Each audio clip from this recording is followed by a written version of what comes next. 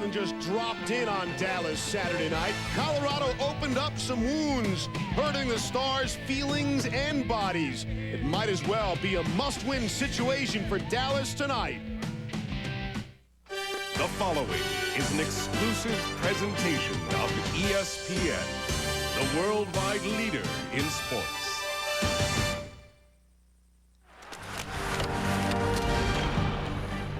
It seemed the Avalanche remembered. The scars of 1999 remained. In Game 1 of these Western Conference Finals, those memories served them well. The Avs would come out the aggressor. The Stars, it seemed, were caught on their heels. And Colorado would take advantage. The only offense they would need was provided by Milan Hajduk and Aaron Miller. And from there, St. Patrick would do the rest. Patrick Roy, 13 of his 24 saves came in the pivotal third period, and he came away with his 14th career playoff shutout. Tonight, it's Game 2.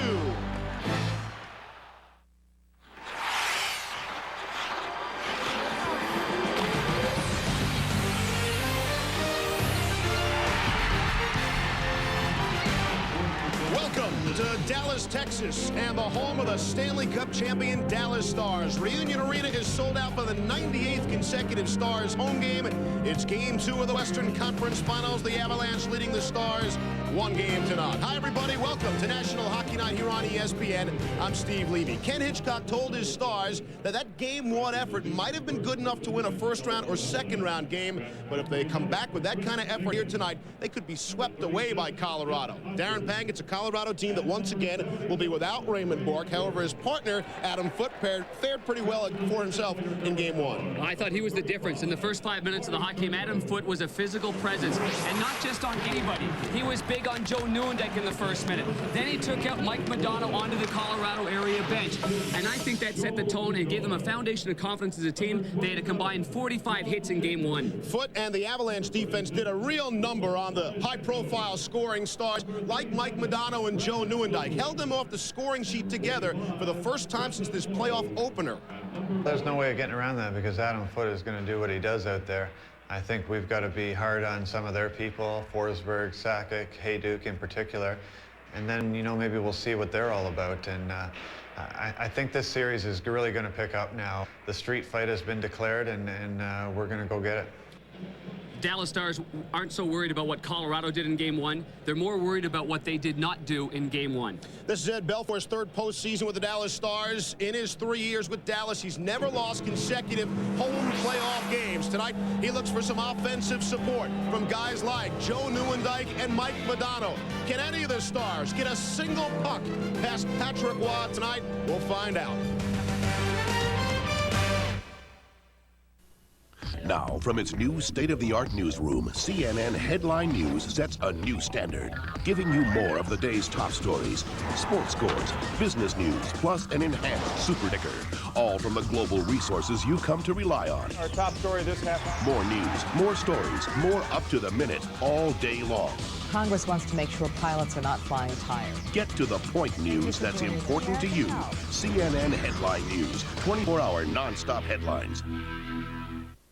If you're looking for South Florida's sportiest ride, one that offers head-turning style and legendary performance, then you can't afford not to drive a Ford Mustang. Right now, you can get an amazing $1,000 cash back, plus low 6.9% financing on a racy new Mustang loaded with features. That's right, you get both, and you'll save over $4,000. So get to your South Florida Ford dealer today and see why, if you're looking for great cars at great values, you can't afford not to drive a Ford. Have thinning hair. You can get this hair loss research update free by calling 1-800-HAIR-CLUB now. I love my hair, and I can't believe how simple the process is. It's quick, it's easy, it's painless, there's no surgery. And what I love about it is I can do whatever I want every day. I can go swimming, I can play sports. You won't believe it until you try it yourself. You can get this hair loss research update free by calling 1-800-HAIR-CLUB now.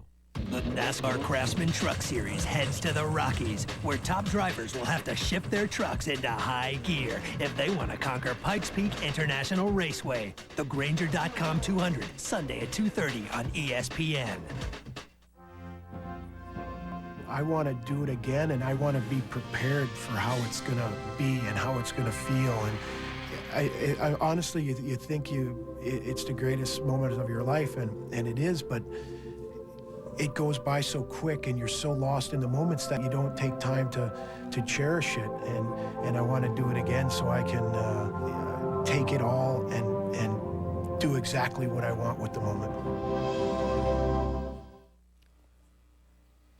Hello, John Butchergoss, Barry Melrose. Western Conference Finals, and Barry, the last 6 times Dallas has played a game 2, 4 last year, 2 this year. They've won the game. They've gone on to win that series, but they're down 1-0 now. What do they need to do? What are the Avalanche doing to be up 1-0? They're doing what Dallas usually do, and that's the little things. Dallas usually out-little things every team they play. Puck comes around the boards, Dallas gets it out. They usually out-hit you. They usually out-draw you. They usually out-pound you. None of those things are happening. Colorado is doing the little things to Dallas Stars. That has to change tonight if this series is going to go 6 or 7 games. The last 5 times the Stars have lost a playoff game. They've come back to win the next one. Can they do it tonight? Find out coming up on ESPN. And in between periods, we'll feature on Dave Andrechuk, so stay tuned for that. And there he is, 5 points in 11 games, a man who came with Ray Bourque to Colorado, making an impact. Game 2 coming up. Hey, beer man, one for the groom-to-be? Bachelor party, eh?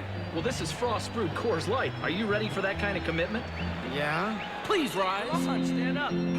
Do you take this can to be your very own? Do you promise to love, honor, and cherish every ounce of this Rocky Mountain refreshment? I do. Told myself I wasn't gonna cry. If anyone here has reason why these two should not be joined together, speak now. Beer man. Oh, there you go.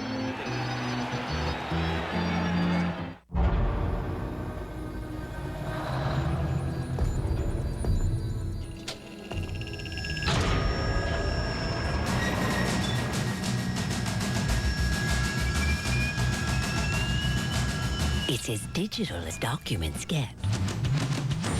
Digital copiers, network printers, color imaging.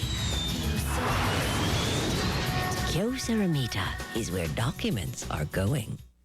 There's a moment as I bite into a Wendy's Classic double with cheese when everything around me seems to come to a stop.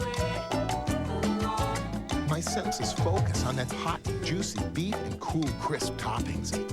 For that frozen moment, I am in a perfect state of hamburger bliss. Of course, nothing lasts forever. Then again, I can always come back tomorrow. Hamburger bliss. It comes with every Wendy's Classic hamburger. Wow, this is nutty. In the future, managers' lives will be simpler with online group profiles. Employees will order their own office products, and management will approve them with the touch of a button. Keeping the office fully stocked with Staples.com. The future is now. Hey, Frank, did you approve my order?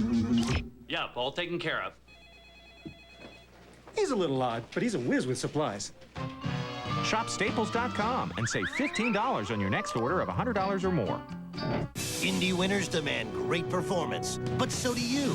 Firestone introduces the Firehawk SS20 for road-hugging stability that reflects very well on its owner. The Firehawk SS20 with Unity Ultimate Tire technology from Firestone. Firehawk, born at Indy, performs everywhere.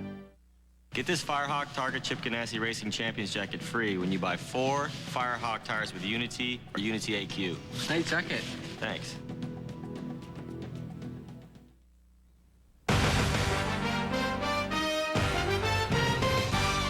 ESPN's coverage of the Stanley Cup Playoffs is brought to you by Zima, a few degrees cooler, by Nike, and by Dodge, the official vehicles of the NHL. Dodge, different. Welcome back inside Reunion Arena, where they continue to set a Dallas sports record for consecutive sellouts, well surpassing even the mighty Dallas Cowboys. Game 2, ESPN's exclusive coverage of the Western Conference Final and the goaltenders. You betcha. What a great matchup we had, too. Obviously, Patrick Waugh got the better of Eddie Belfour, winning 2-0 in Game 1, the 14th playoff meeting. And, of course, Waugh has that slight advantage. Now, don't forget, early on in Game number 1, Patrick Waugh was rolling a little bit from his net. He misplayed a couple of pucks, got very fortunate in that respect. He did say he's not going to be as overzealous with the puck as he was in Game number 1. Bob Hartley, of course, the head coach of the Colorado Avalanche, is he happy about the way his team is playing physically? 45 big hits there in Game number 1 to set the tone. Referees for tonight, Kerry Frazier and Stephen Walcom, the linesman Wayne Bonney and Jay Sherrans.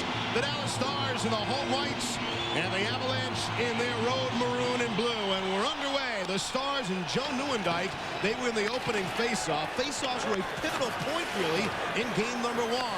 As Nieuwendyk, brief contact with Patrick Waugh, and it's sent all the way down to the Dallas end. Richard Matvechuk will jump on it there. Matvechuk opens on defense with Darian Hatcher, the captain of the Stars. Jamie Langenbrunner couldn't handle the pass, and Adam Dedmarsh, the leading scorer for the Avalanche, puts it out of play and into the crowd. Third member of our broadcast team, and that's Darryl Ray. Darryl. Thanks, Steve. I want to touch on something that Darren talked about before the game tonight, and that was how dominant Adam Foote was for the Avalanche in Game number 1. He played over half the hockey game, had a large bite in it physically. The guy who has to pick it up and at least answer from the Dallas side is their alpha male, Darian Hatcher. He only played around 22 minutes of Game number 1. That's not enough from the Dallas perspective. They'd like to get him up as far as minutes played are concerned, and part of the problem was Peter Forsberg didn't play as much in Game 1 as they had anticipated. So look for big minutes and big impact from Hatcher.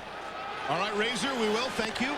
Darryl will be reporting throughout the course of the game down at ice level.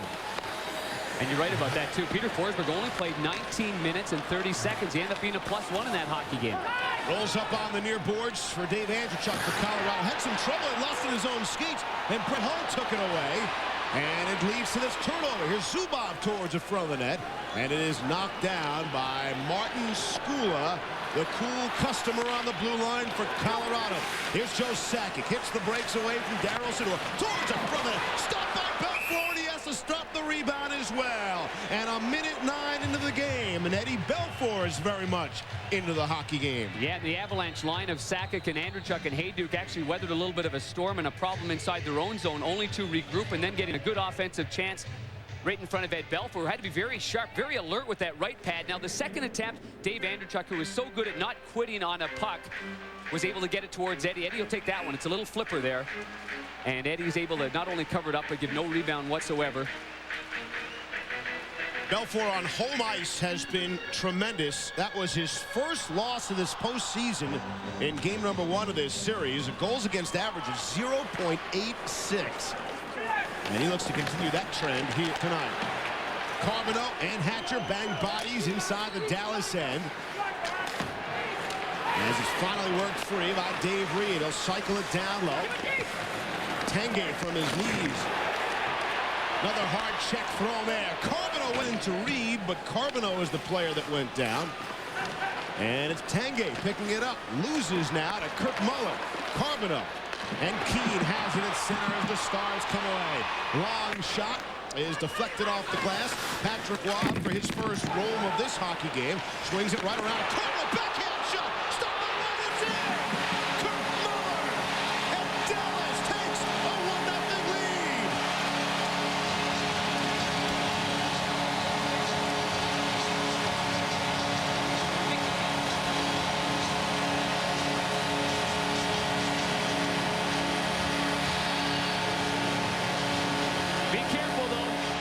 The NHL and Kerry Frazier going to take a wander upstairs, take a look to see if this puck wasn't kicked into the net with a clean sweeping motion.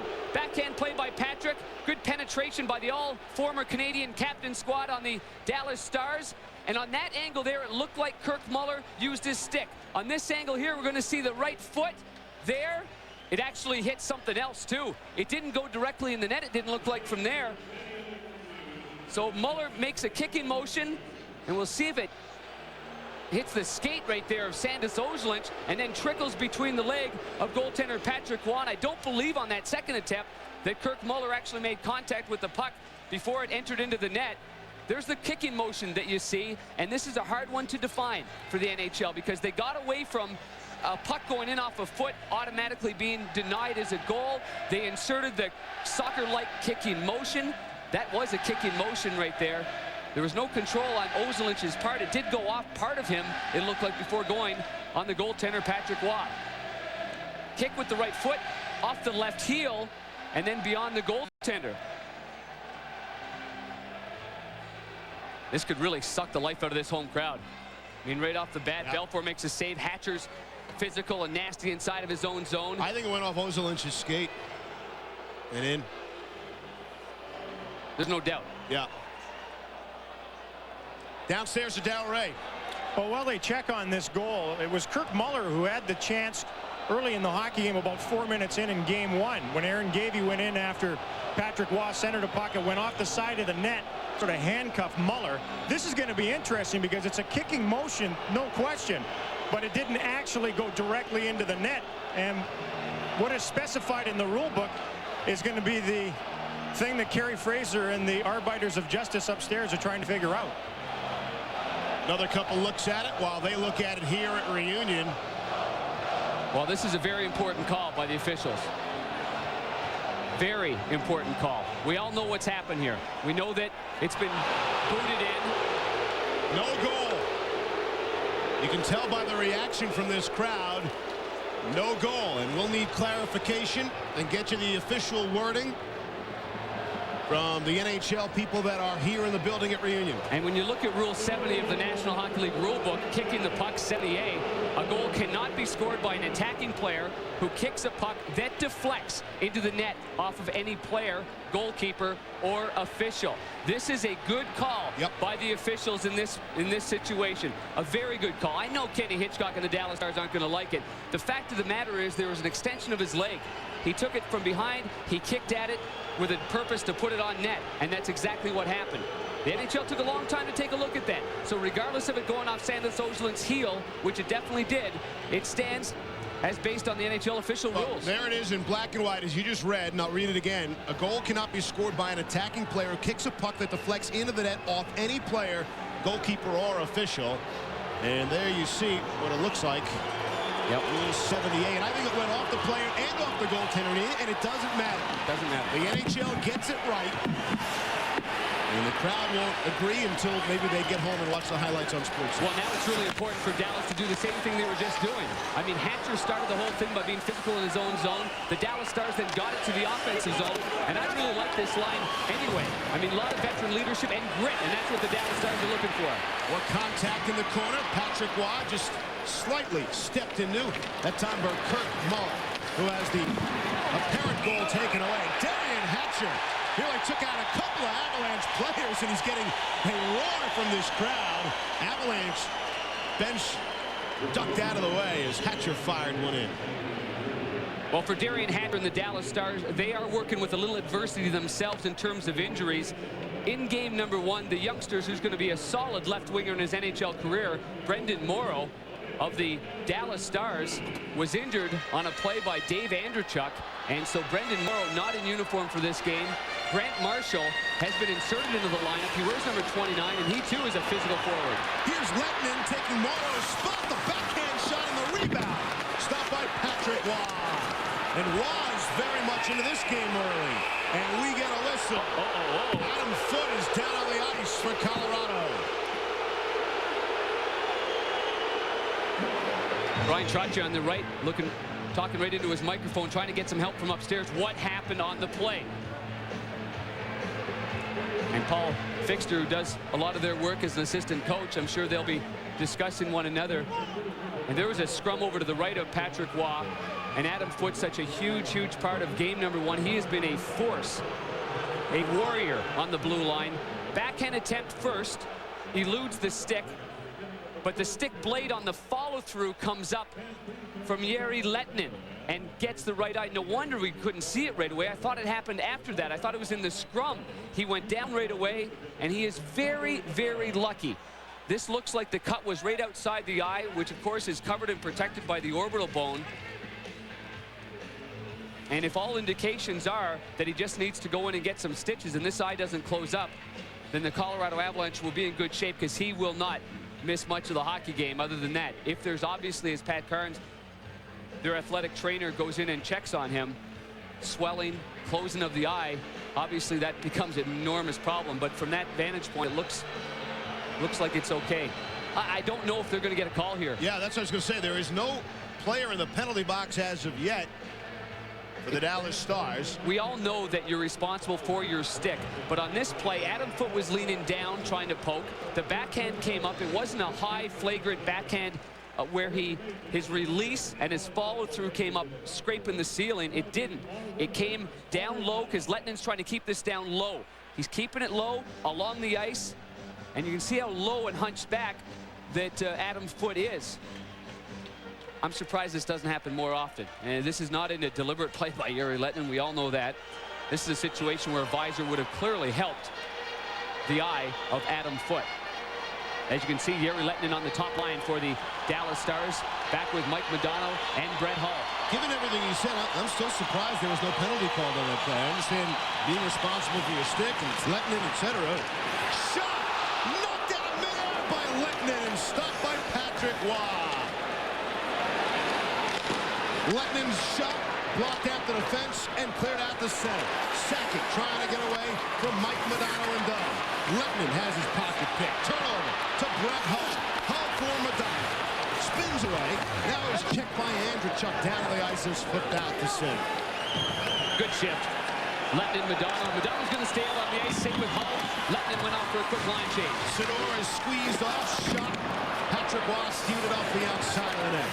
Off a Hull skate. Keeps in. Shot. Blocked it away by Waugh. Here's Thornton trying to get to it. Kin now puts his man down, and it's cleared to center. How about the way Dallas has played even after the disallowed goal? Very impressive. They are the defending Stanley Cup champion. You don't win that trophy without facing adversity and meeting it head on. The interesting note, though, on that last shift, Marty Skula, the terrific youngster who's been paired with Adam Foote, they were scrambling a little bit with John Clem, and this big line of Dallas took advantage of that. Shot into the corner. Here's Clam on it. Puck bounces on him just a bit as Newendijk tries to get we get a whistle and a penalty. Darian Hatcher is still standing, and Adam Deadmarsh only now is getting up off the ice. And it appears Hatcher will be headed for the box. Adam Deadmarsh was a big part of Game 1. He had 8 hits in the hockey game. Now Hatcher's trying to make a stand. Keep in mind, there's plenty of pressure on the captain of the Dallas Stars to be a physical menace, something we expected in Game 1. For the Dallas Stars, they didn't feel like Colorado had the puck in their zone long enough in a contained fashion for Darian Hatcher and Matt Tkachuk to be physical forces. Kenny Hitchcock and the Dallas Stars had the puck in the offensive zone for roughly 27 minutes of Game 1, that allowing Adam Foote to be a physical presence on the blue line for Bob Hartley's club. I know the thought that Colorado was tougher than Dallas in front of the Colorado net and in front of the Dallas net, and that does not often happen here in Big D, especially because of the play of the man in the penalty box, Darian Hatcher. I'm sure Hatcher's tired of hearing about Adam Foote's game also. A little bit, what about me? There is a penalty. It is Darian Hatcher. It's a roughing call, and it's the first power play of the hockey game. This would be a huge stop for Dallas as Milan Hajduk took it off his skate and was chopped at by Carbonneau, and that led to the offside. Well, we all know that Darian Hatcher is 6'5", 225 mean pounds, and he goes up against Adam Deadmarsh, who's no slouch at 6 feet. But what happened with Hatcher, he was anticipating a hit by Deadmarsh, and he, in a protective fashion and kind of putting up his own fence, he fired a right elbow right at Adam Deadmarsh, stunning him, and the referee must have caught that in pretty good position. As you can see, the Avalanche power play, that's all they needed in Game 1 was that one power play goal. Milan Hajduk got it. It turned out to be the game winner in the shutout. Here's Andrechuk. What a feed. Actually, a better catch of the feed by Chris Drury as that pass was up in the air, and Drury was able to knock it down. Here's Hajduk to Drury, the two super softs. Ozolin's shot deflected by Andrechuk, but not in the net. And it's back out to center ice. Here's Sakic now. And heavy-duty hit by Sergei Zubov as he buried Andrechuk. And Andreychuk looking like he was trying to get in there first, and he's such a long and lanky player. Momentum of him reaching in, and the combination of Zubov getting him knocked him back. Here's Forsberg trying to get around Mike Modano. Modano slowed him down anyway. Sidor could not clear. And it's tipped out to center. Letting in. Deadmarsh a race for the puck. Modano can't get there first. Forsberg brought it in. And it's right back out. He gets Deadmarsh with speed. What a poke check by Sidor of Dallas. And he's able to clear. 40 seconds left in the Hatcher penalty. This is exactly what Colorado did in game number 1. They fed off their penalty-killing unit. Dallas had 4 power plays in the first period and went 0 for 4. And now you see Dallas is feeding off their penalty-killing, and so are their fans. And this will be icing. How about that? Icing on the Colorado power play, which still has 24 seconds left in it. Well, Sergei Zubov in game number 1 ended up playing 26 minutes and 52 seconds, the most of any player on the Dallas Stars.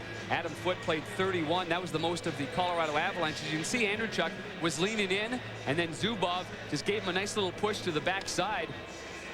Andreychuk just trying to get the puck in, just trying to chip it. It looked like he was trying to take the initiative too, maybe taking down Zubov. That wasn't the case. His momentum followed through, and he ended up going down. Zubov will stay on the ice with only 24 seconds left in this Avalanche power play. It's one of the keys of the game right there. The Stars wanted to be more physical, and they're out hitting the Avs better than 2-1. Off the face-off, it dribbles towards Patrick Roy, and his old teammate Guy Carbonneau was there.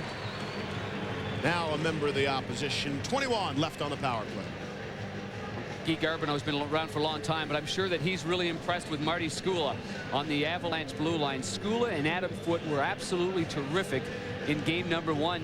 Skula ended up logging 26 minutes of the hockey and had 2 shots on goal, and he was an even hockey player. He's so young. Skula's 20 years old, but it's not exactly like he's just going to be 21. It's going to be 21 in October.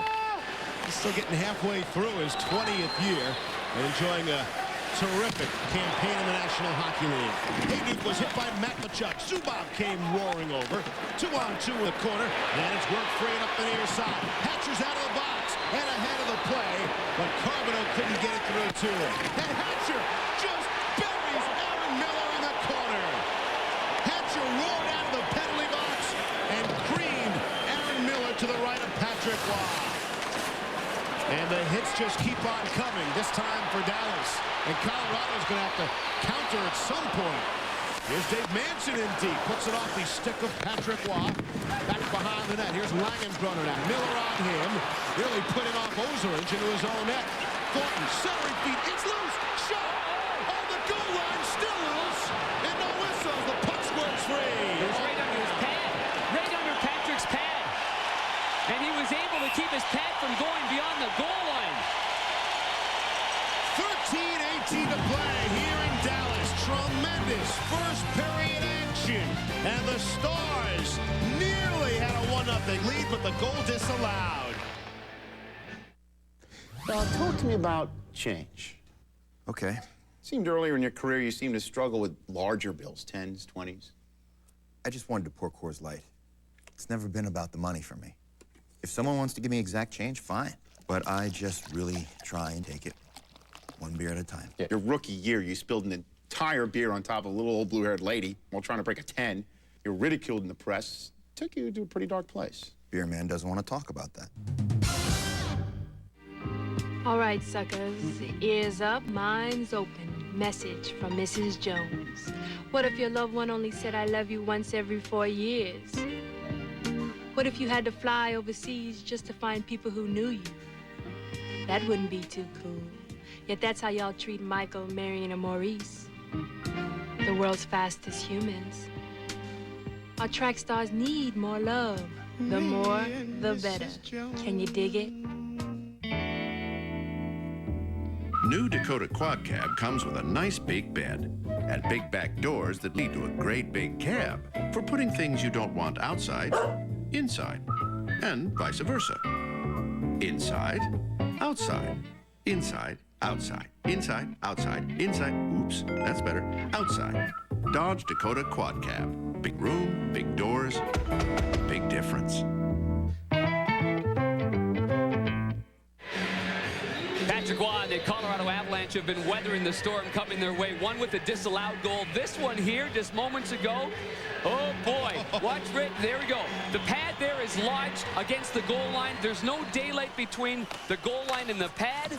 No goal. Is that close or what? Because the puck jumped on in, which made it even more magnified from being in. Joe Nieuwendyk immediately went to the officials, but nothing. And for good reason. That's another one that's close, but good non-call. Here's Brett Hull roaring in as the crowd stands as one. Back to the point. Andrechuk broke it up. Good back check there by Colorado veteran Dave Andrechuk, as he's the player that winds up at center and he'll shoot in. Hayduk is trying to race against Eddie Belfour. Belfour beats him to it, and they move it ahead out to Brett Hull. Here's Forsberg at center. It's shot in. Sidor rubbed out by Serge Aubin. It goes right to Hayduk there. Back behind the net. Forsberg on it as he tried to cut in front. We get a whistle for a penalty coming up.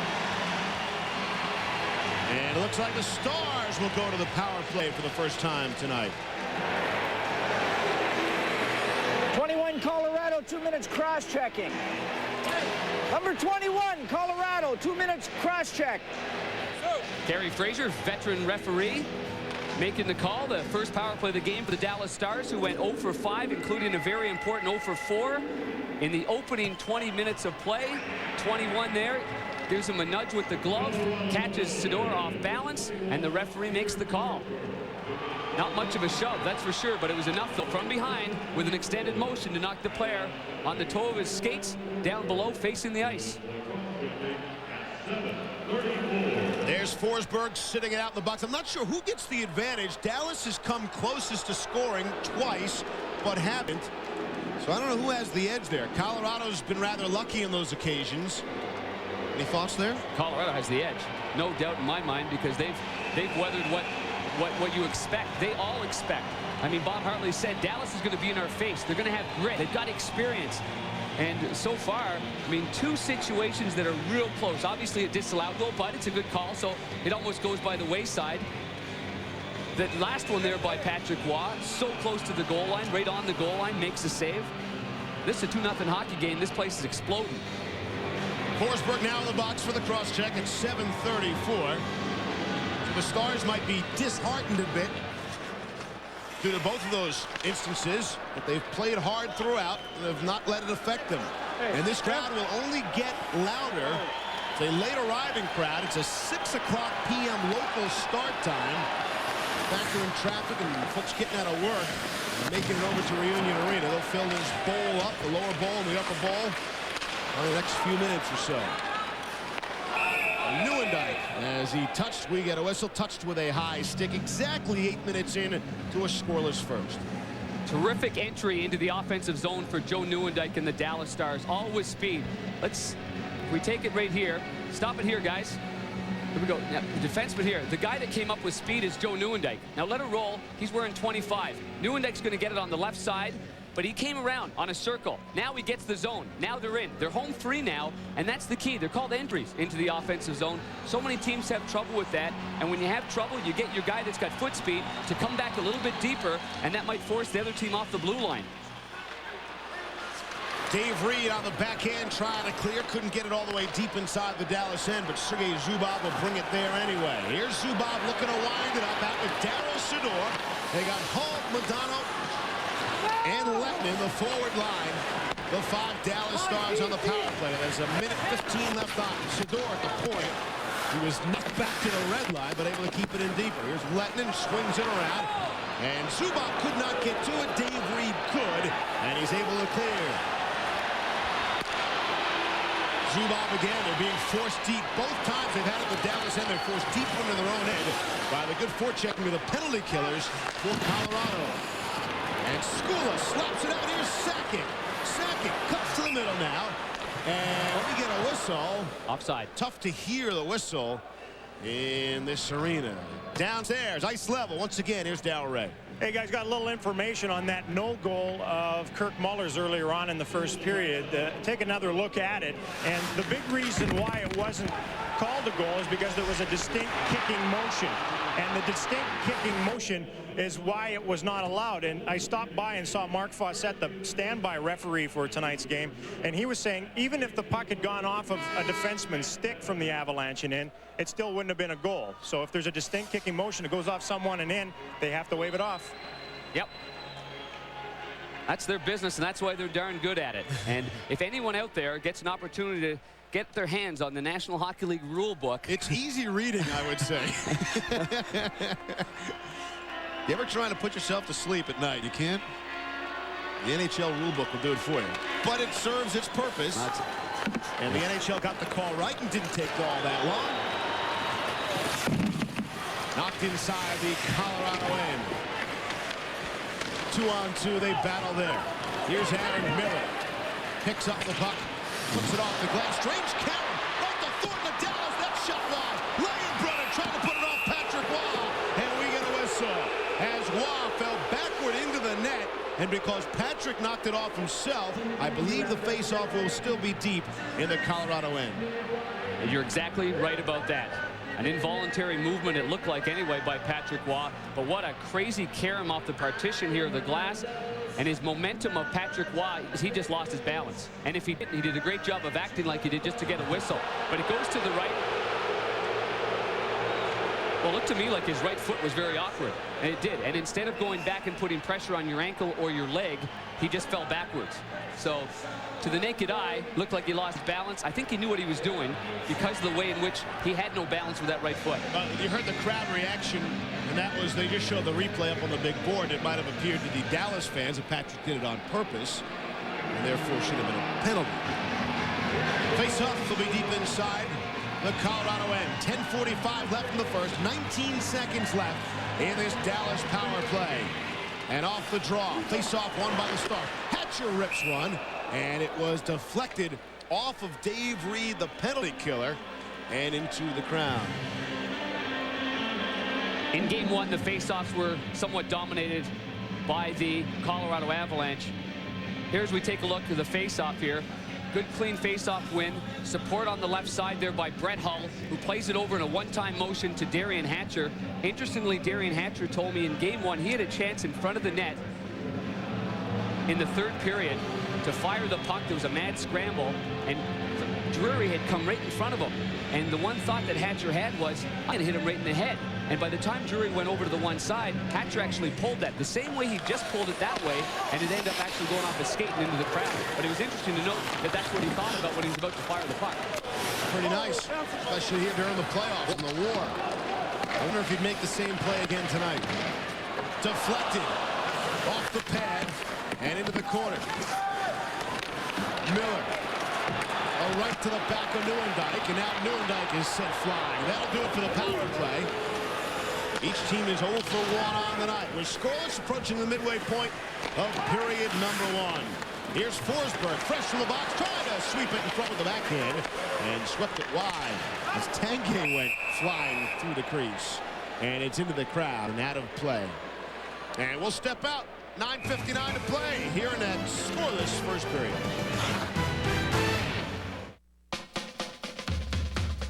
Dodge Dakota brings you a startling new advancement. Doors, great big ones, on the driver's side and the passenger side, each with windows that go all the way down. So what's the big deal about 2 great big wide opening doors? Nothing, but 4 is a different story. Real truck, real doors. Dodge Dakota Quad Cab, different. Like a furnace up in this mug. Jamie Foxx. Burning up. It's hot enough to make a cool brother sweat. Let me get a Coors Light. Coors Light. Yeah. Woo! Yeah. Get it now. Oh, man, you're so pretty. I bet you tell that to all the girls. Yeah, I do. Coors Light. Yeah. That's my final offer. That's my final offer. That's my final offer. Mr. Tyler, right here. That's my final. Come on in, Mr. Taylor. Tyler. As you can see, we offer a very competitive mortgage rate. Plus, low closing. Want banks to compete over you? Come to LendingTree.com. Fill out one form and get up to 4 offers within hours. Thank you, Mr. Taylor. It's Tyler. When banks compete, you win at LendingTree.com. Welcome back to Reunion Arena. 9:59 to play here in the first. Dallas Stars still looking for their first goal of this series. Face-off deep inside, rather just inside the Dallas blue line. As soon as we get the word officially on Adam Foote and his injury, we'll pass it along. Darrell Ray working hard down ice level to get that information for us. Adam Foote is still in the building. And we'll keep you posted. Here's Say Cote trying to move it ahead. Heavy hit. Grant Marshall on Greg DeVries. That might be Marshall's first shift of the series. He was a healthy scratch in game number 1. With the injury to Brendan Morrow, Marshall's been added to the lineup. Might work somewhat in Dallas' favor as Marshall's a more aggressive type player. Here's Blake Sloan at center. Trying to get away from Sean Podine, and the two of them nearly go. Head over skates into the Avalanche bench. Cote will keep it in deeper. Swings it around. DeVries will pick up the loose puck. Back to the point. Manson shot. Wow, got to it and stopped it. Gavey on it. Messier falls on top of him. Sloan trying to work it free to Marshall now. DeVries taking the man.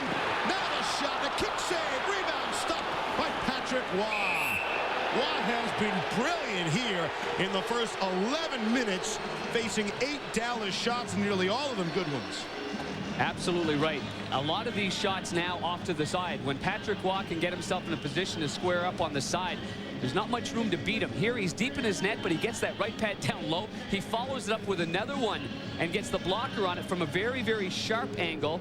So for Patrick Waugh, he spends plenty of time in practice in the morning, staying on his knees, using his hands with the assistant coach, Jacques Cloutier.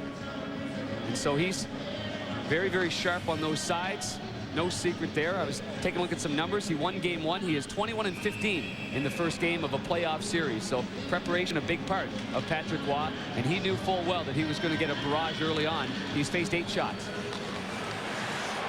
Tip towards the corner. Here's Carbonneau with Drury on him. Drury throws the heavy check there. Matvichuk was dumped as he cleared the zone. Keane will force it in deeper.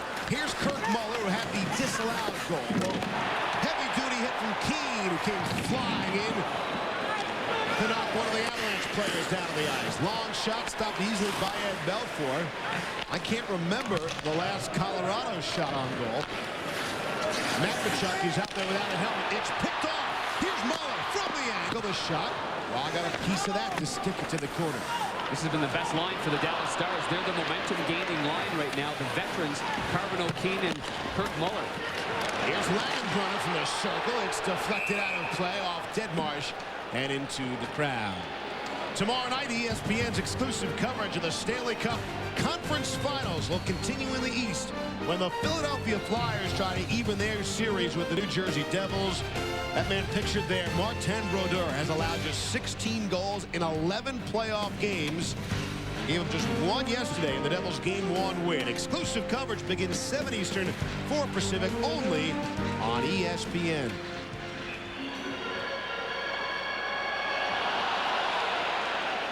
Face off to the left of Waugh. Just outside the dot. That's won by Colorado. Hayduk couldn't get it around Zubov.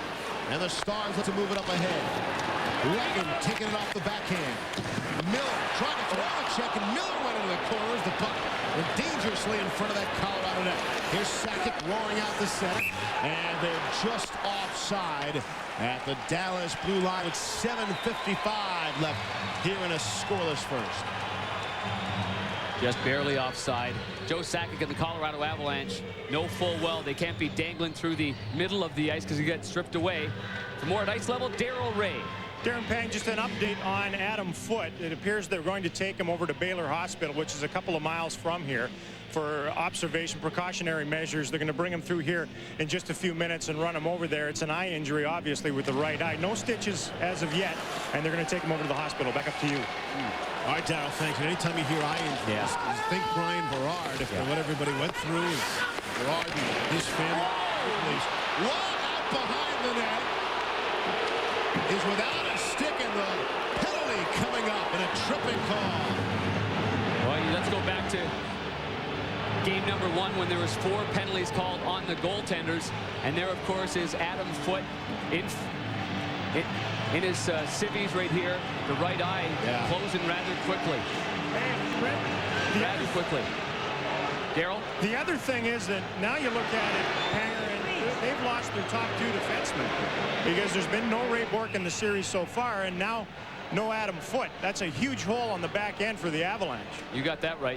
What happens, you end up putting, you know, a third set of D. They have to play the second, and the second have to play the first, and they're already in that predicament anyways. We take a look at the Nieuwendyk situation behind the net. Boy, I'd like to look at that again. Going to play the puck. It's his foot.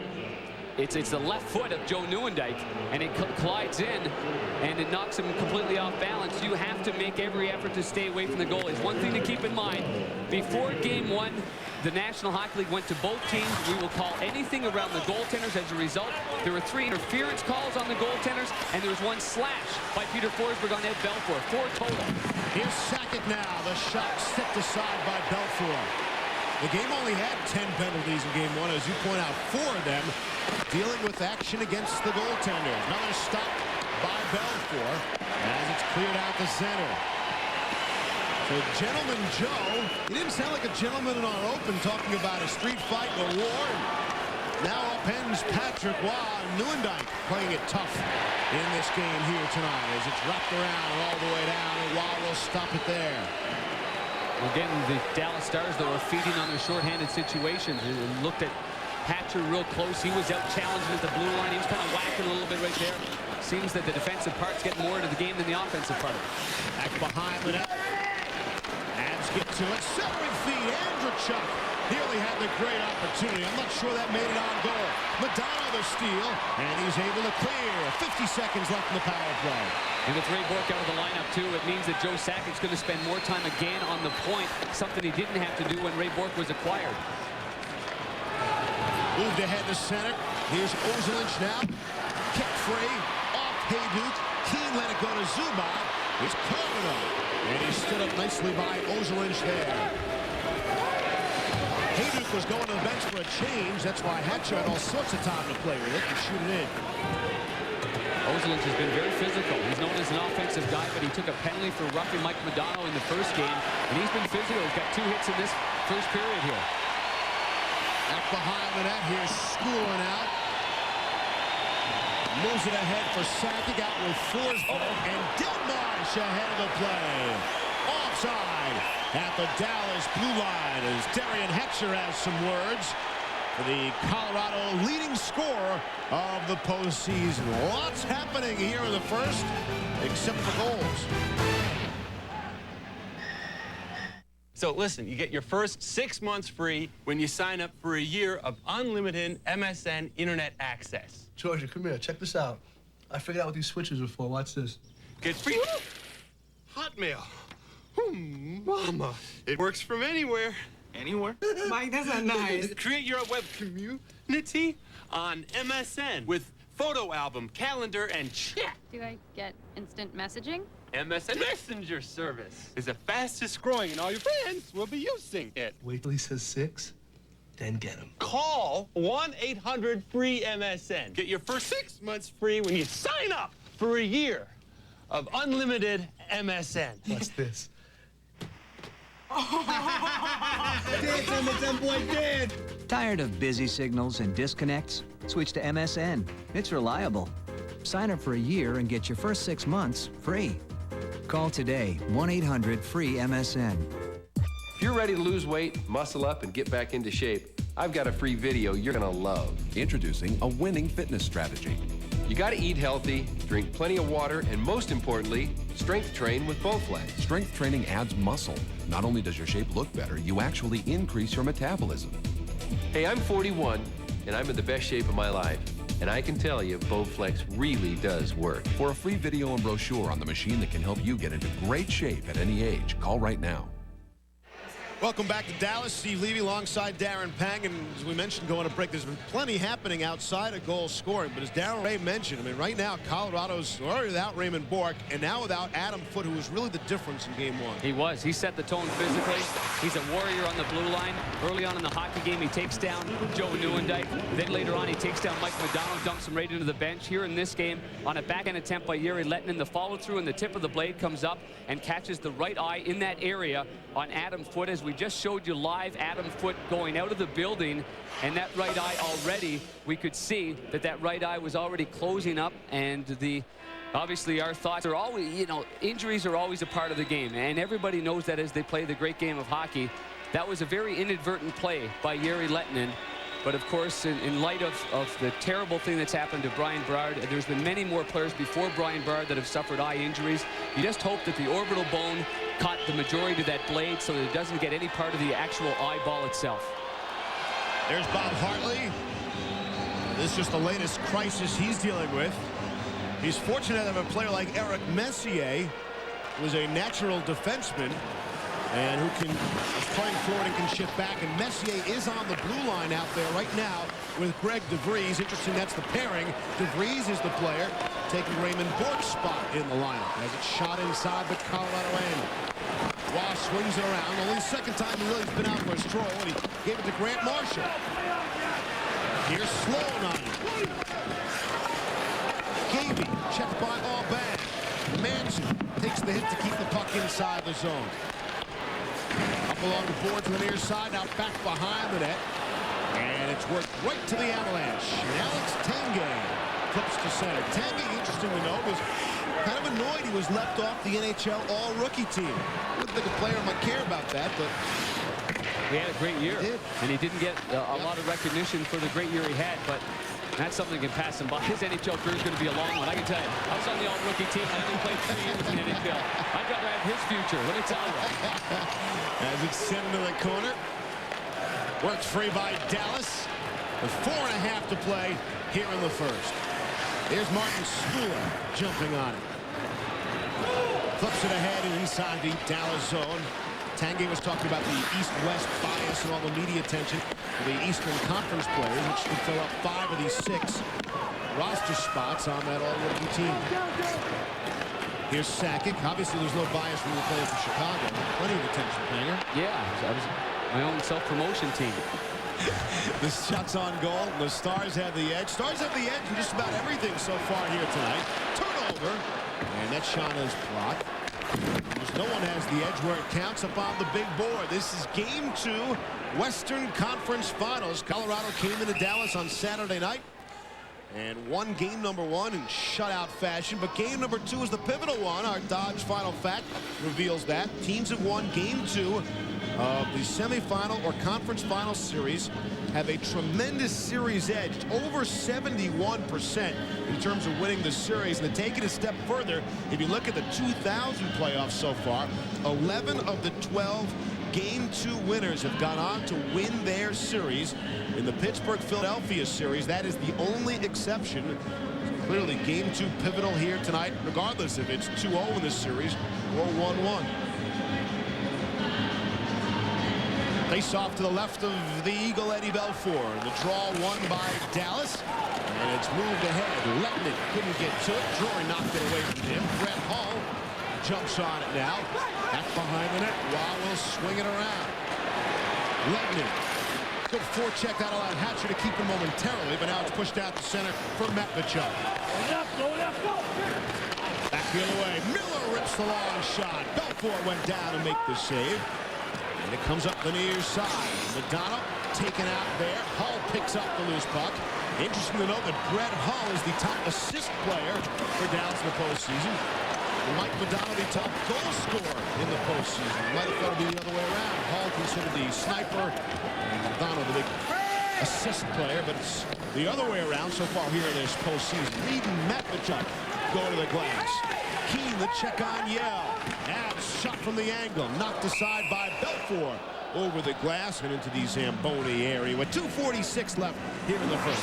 You know, going back to game one, we were talking about some of the penalties. Andrew Chuck here got a call, an interference call on Ed Belfour. Then here, Aaron Gavey gets called on Patrick Waugh. This is a slash by Forsberg on Ed Belfour.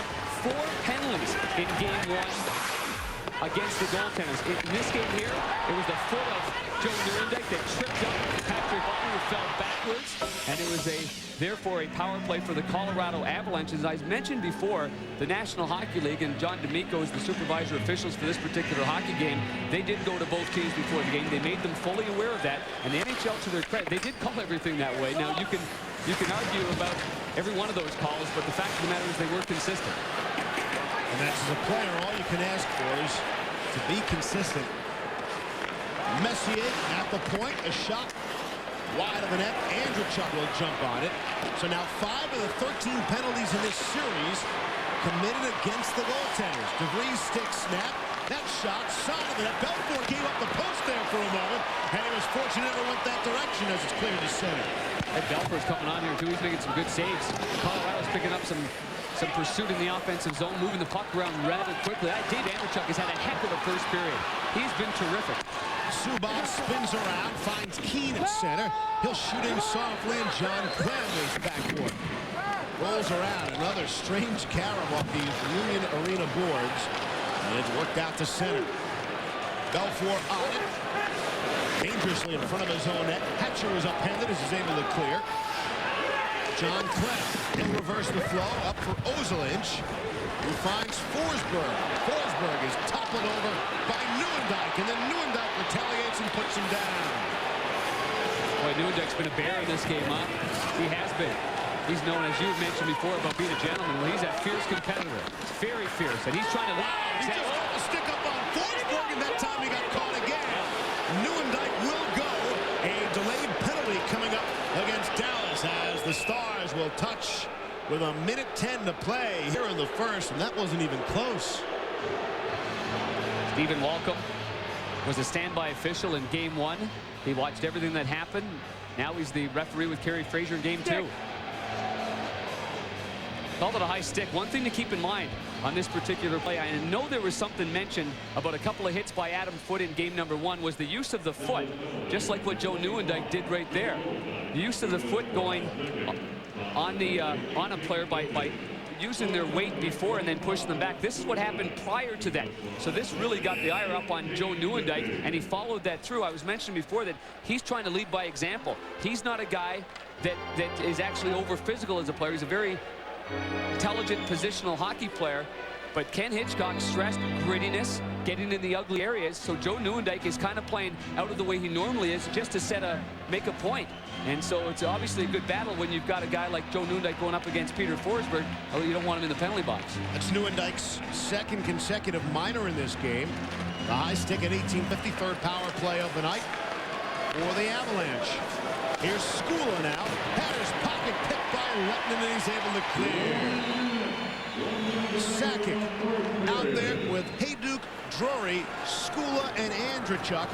Your 5 Colorado Avalanche players on the power play. Sakic made the move upended, but to get it inside the zone, although not deep, and Madonna will push it ahead. Madonna and Lettman, short-handed, trying to make an offensive rush. Here's Madonna. He's chucked that by Sakic. Madonna still got the puck. Clear to center, and the crowd roars their approval for the penalty killing of Mike Madonna on the Stars. Is that any good? That's speed for you, too. And he's stuck with it going behind the net, protecting the puck with his left arm. But think about it, that's 45 seconds almost before they're able to get it back inside the Dallas zone. And even then, it's only for a second. Sakic lost an edge. Stars jump on it now. Lost loads of time. Turnover. Here's a chance for Colorado. That shot is blocked out the defense. Here's Sakic, back for Ozelinch. Gives it back for Sakic, shot through traffic. Puck is loose and final on the whistle. With Deadmarsh all over at Belfour, and Melnichuk goes after Deadmarsh behind the net. As the horn sounds, ending the period, but the action continues. On game one, it was Colorado that was strong at both ends, in front of both their nets. Their own goaltender, Patrick Waugh, and in front of Eddie Belfour. They came away with a win. Darian Hatcher and Richard Matvichuk trying to really say something big here at the end of the first period. And I'd be surprised if Matt Tkachuk and Denmark didn't get minor penalties at the end. Coming up, it's the Dodge Intermission Report. More on Dave Andreychuk. How about the night it was, the day it was, and the night for the head coach of Indiana and Barry's breakdown. We send it back to John and Barry. Well, this is one the Stars have to have now, Barry. Adam Foote is out. Of course, Ray Bourque is out. What's going on in that dressing room? Is there more pressure on them now to win this game? Tons more pressure because of that first period. They played so well, John, and yet they're not leading this game. They got one goal disallowed. Everything was going their way. They played well. They had the chances. They've taken some stupid penalties. I'm not sure what's going on. I think Ken will talk to the guys in between periods and say, settle down, leave Patrick alone, play with our heads, not our hearts right now. But they got to win this game with all the things that have happened, everything going their way. But on the flip side of that, this is what scares me now from the Dallas coach. That Colorado team had one chance at the end. Their Olsen gets a shot from the slot. It could be 1-0 Colorado very easily. They don't need a lot of chance to score goals, this team. This smells like a 1-0 game. We shall see. A ferocious first period, of course, second period on the way. But first, a Dodge Intermission Report. Coming up, we feature Dave Andreychuk, his fifth team, the Avalanche. He's been around a bit, and like Ray Bourque, he hasn't won a cup yet either, and he wants one just as badly as Olsen gets a shot from the slot. It could be 1-0 Colorado very easily. They don't need a lot of chance to score goals, this team. This smells like a 1-0 game. We shall see. A ferocious first period, of course, second period on the way. But first, a Dodge Intermission Report. Coming up, we feature Dave Andreychuk, his fifth team, the Avalanche. He's been around a bit, and like Ray Bourque, he hasn't won a cup yet either, and he wants one just as badly as Raymond does. We feature David coming up next.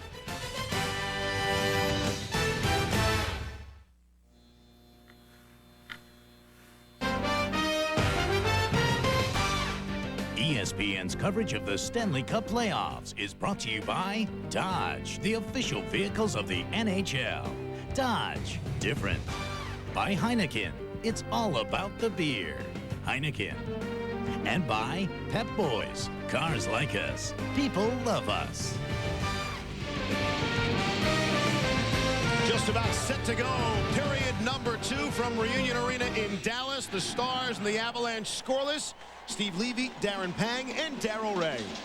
Thanks, Steve. Let's go to our first period spotlight. And tonight's spotlight features a couple of close calls in and around the Avalanche net. First, the no goal from Kirk Muller. It was figured to be kicked in, so they disallowed it. And then this goal line stand by Patrick Waugh. First the shot by Nieuwendyk, then the second whack by Thornton. Both of them kept out by the left pillow of Patrick Waugh. Dallas is 8-1 when they score first. They need the first one in this one. All right, Razor, thanks. Pretty cool kicking Darryl Ray out of his booth during the regular season, huh? Yeah. I like that. Both teams, when leading after 2, are 7-0. So very, very important period for both hockey clubs here in a 0-0 game. Face off at center, and it's won by Colorado. In the second period underway, this is game 2 of ESPN's exclusive coverage of the Western Conference Finals. The Avalanche pitched a shutout here behind Patrick Waugh in game number 1 on Saturday night. Back to the point. Ozil fakes the shot. Power play continuing on, carrying over from the first period. Deflected and scored! By Ed Belfour. He never saw it. Whether it was tipped or not in front of the net will be determined, but it's a power play goal, and Colorado takes the 1-0 lead. Credit Adam Denmark for this one. I don't know if he touched it or not, but whatever happened with this long shot from Sandis Oslund, who merely got this on net, a quick snapshot along the ice, I would have to say that that caught the heel of the stick of Adam Denmark. Yeah, right there. Absolutely. The backside is a right-hand shot. He takes it on the backhand. Oh, maybe not. Oh, that's a good look at it there. Regardless, it had eyes, and there was so much traffic in front. Eddie Belfour couldn't fight through that. The left hand was staying into the body. Just enough room for the puck to go inside the post. Colorado dominated the final minutes of period number 1, outshooting Dallas 6-0 in the final 7.5 minutes of the first period. And that has continued here with the power play goal. And they're keeping it in. Shot from the side of the net from Podine is stopped by Belfour. Muller trying to push it out, able to do so. At center, Zubov can't handle. Andrechuk will shoot it right back in. Nice little piece in between periods from John Butchergrass on Dave Andrechuk in our National Hockey Night studios. Between periods 1 and 2. Well, after looking at that a couple of times, I don't believe that hit his stick at all. We'll get the official scoring for you inside the building. Messier, again, forced back to the blue line for the Avs with the injury to Adam Foote. Sidor, he'll backhand it, back to 5 aside. Waugh had some problems behind his net there. Sticks come up high, Thornton and DeVries. Sakic is outworked there, and then DeVries just punished Langenbrunner behind the net. And DeVries gets the pass. He'll push it ahead for Hayduk. And here's Sakic. Hit the brakes. Knocked away from him by Darryl Sidor. And here's Thornton roaring back the other way. Scott Thornton had 4 shots for the Stars in Game 1, leading all Dallas players. 2-on-2 in the corner. Back to the point. Hatcher, screen shot, saved by Waugh. Big rebound right to Matvichuk. His shot is blocked, and it's cleared out. Colorado, they slowed it up in 2-on-1. It develops actually into nothing. And how about the strength of Forsberg just bouncing off Matvichuk as it's cleared. And that was the battle last year. It was Matvichuk that caused Peter Forsberg to have season-ending shoulder surgery. They were done anyway. He did play through it, but he battled through that one there with Richard Matvichuk. The goal is Ozelinch for now.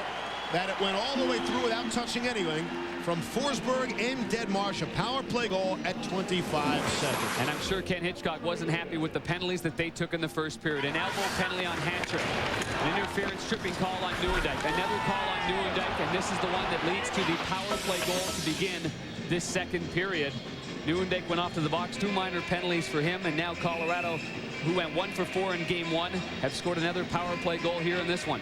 There is this theory floating around Dallas with you mentioned Matvichuk and Forsberg, that while it really hurt Colorado missing Forsberg all that time last season and this season, that maybe because Forsberg only played 49 games this season coming off the Matvichuk hit, that he's fresher here in the playoffs, and he's been outstanding throughout this postseason. That's a legitimate discussion. I mean, playing the regular season is very, very tough. Playing the playoffs is even tougher, and you need to be able to pace yourself during the regular season because you have to go up not 1 level, but by the time you win the Stanley Cup, that's basically 4 levels that you have to bring it up. And a lot of players can't do that. Here's Miller. Pushed ahead. And inside the Dallas zone. But only momentarily, it's batted right back out. Here's Grant Marshall. Marshall and Miller got low on him. Didn't knock him down, and the puck squirted free in front. But it goes right to Colorado. And Dave Reed. Reed left a rather important piece of jewelry at home in Colorado. His Dallas Stanley Cup ring. His teammates wouldn't want to see him wearing that as we get a whistle. 2-line pants. Thursday, the Eastern Conference Final will continue in New Jersey as the Flyers and the Devils travel the New Jersey Turnpike for Game 3 of this series. Darryl and I will be there to bring you exclusive coverage beginning at 7:30 p.m. Eastern, 4:30 Pacific. For more, log on to ESPN.com, part of the Go Network, go.com. The Dallas Stars right now are facing a team that going into this game are 7-0 when scoring the first goal of the hockey game. Ken Hitchcock yesterday told me they have to play with the lead. They're a team that they can smother you with the lead. They play their game. They're comfortable playing that game. When you're behind, you end up having to play a little bit out of your element. And right now, the next goal becomes a very, very important goal for the Dallas Stars. Because as we saw in game number 1, they fell behind 2-0, and even with a good third period, they couldn't solve the riddle of Patrick Waugh. They lost it 2-0. Hey, sensitivity aside and feelings for the Adam Foote injury, as we get a whistle for the offside. Sensitivity and feelings aside, you know, imagine the Dallas mindset if they lose the first 2 at home against an Avalanche club already without Raymond Bourque and without Adam Foote. I mean, if you can't beat the Avs without their top 2 defensemen, how can you expect to even win the series? It's a good point, and I know that Barry Melrose was talking about that in between periods. The pressure all falls on Dallas. I mean, the thing that you said, sensitivity aside, because who's to say Ray Bourque's going to come back on Friday? What happens if he has a setback? And who knows how bad that knee is? And, of course, our thoughts are with the Foot family and his eye. We see a player just being taken to the hospital. And we say, boy, another injury in sports. But, you know, obviously we're feeling for Adam Foote in that situation. This morning, we monitored Ray Bourque, of course, the perennial all-star with Colorado. We watched him skating. Again, it's the left knee. Keep in mind, the left knee injury. He missed the last 2 games against the Detroit Red Wings when Marty Lapointe fell on that knee. He does have a brace under that knee. And just in watching, yeah, he's doing all the little things, and he's stopping and starting, but there's no contact, there's no ugly areas. You think of a defenseman trying to cover the slot in front of your goaltender, and you've got big guys barreling down on you like that, and you have to support those knees. You know, it's great that the break and the unfortunate scheduling results in a game not until Friday, and that is good for Colorado in both situations. I don't know about Raymond Bourque's situation. I really don't. Forsberg at the blue line. He's checked by Carbonell. One-timer from Yell, and the save by Ed Belfour, and he'll hang on. Well, here we have the Colorado Avalanche playing a game to their liking, and that would be called East and West, and this is what makes it difficult for goaltenders to stop, because the puck ends up going on the far side of the wall here. Good work there by Adam Deadmarsh on that side. Now, a Fandon attempt. Now, stop it here, guys. Look at all the Dallas Stars here. Keep your eye on this guy as we move it from left to right. And that's Stefan Yell. There's actually 3 of them there. Goes to Skula first and then over to Stefan Yell for a good setup, because Deadmarsh is barreling down on Eddie Belfour as well. But a misplay, a turnover by the Dallas Stars right at their own hash mark on the right side results in a good scoring chance on Eddie Belfour. Deadmarsh having himself quite a postseason with 12 points. He leads all Colorado players, and he's added another point tonight on an assist. Number 3 in the NHL in scoring. Here's Modano, backhand shot. Stopped by Waugh. Modano showing the good speed there as he roared around the right wing. And Modano picks it up. One-timer for Hall. And it was deflected. Just took a bit too long to develop as Krem got a piece. How about Modano beating everyone to the puck behind the net? And Modano just retaliating with Ozolin. She might have gotten away with one. Well, here's where Mike Modano is sniffing blood right here. There's no Adam Foote going against Mike Modano. Adam Foote was in his face every time in game number 1. And we all have a great deal of respect for the defensive warriors. At the same time, so difficult for the offensive guys because the magnifying glass is on them. Mike Modano has come into this game with some vinegar. And this backhand attempt, the good news for Colorado is they forced Mike Modano to the backhand. I mean, no, taking nothing away from the save that was made, but Patrick Waugh is going to the Hall of Fame. He'll take that backhander from that side of the ice any day of the week. So, I mean, Patrick Waugh is thankful. His players are doing a good job of keeping the Dallas Stars on the outside. But keep in mind this matchup as Ken Hitchcock keeps Modano on the ice. Off the face-off, good draw by Modano. Sidor trying to cut out of the opposing player. Centering feed off Waugh, right to Andrechuk. Hull will slap it in. Here's Modano, little touch pass for Zubov. And he lost it. He was trying to drag it. Sidor is crunched along the wall there. Good work by Hull behind the net as they try to work it free. Here's Sidor in deep. Finds Hull back behind the net. Centering feed off a play. And Modano trying to tuck it into the side of the net. Back door. Hull. Shot Modano. He's checked the last second by Skula of Colorado. Great Dallas pressure here. Shot. Saved by Waugh. And Modano on the rebound. Is it in? No signal. The red line is on. No indication from the referee yet.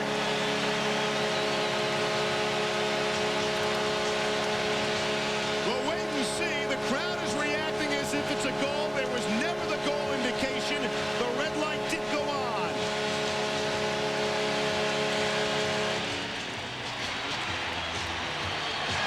The important thing to keep in mind as Wayne Bonney, the veteran linesman, is talking to Patrick Waugh and trying to keep him emotionally in control here.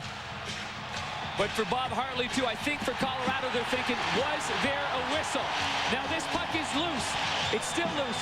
Sakic trying to fight off Mike Modano. Oh, that puck goes in the net. It's a legitimate play. It's a goal. It's a legitimate goal by Mike Modano, and Brett Hull and Lettinen had a heck of a shift. From our angle, angle, and this was the angle we saw. I wondered if it was covered. This becomes fair game right here. It's a loose puck in the crease, and unfortunately for Patrick Waugh, he doesn't have Velcro on the side of his body that could have stuck him in front of the post. The momentum pushes everything back, and the puck there goes underneath his pad, and clearly in the goal before Hayduk can swipe it out. And the crowd roars. Now they're back at Reunion Arena type noise level. It's the Stars' first goal of this series in the Western Conference Finals. Mike Modano, what a shift for Modano. And making it even more amazing, Panger, he had to be at the very end of that shift. They were out there for what seemed like an eternity. Cote back on the touch, icing his call to bring it back down to the Colorado end. And that line was buzzing around. Like all great leaders, they take situations into their own hands, trying to take advantage of the fact Colorado's without Ray Bourque and without Adam Foote right now. Mike Modano's line was buzzing, and Mike Modano in particular. There it was a pass for Brett Hull that kind of caught Modano by surprise. He fixes his lid, he continues on, and he busts towards the net.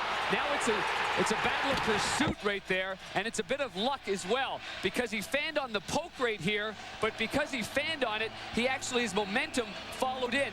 Now, I'm sure Colorado's going to say, well, first of all, was it covered?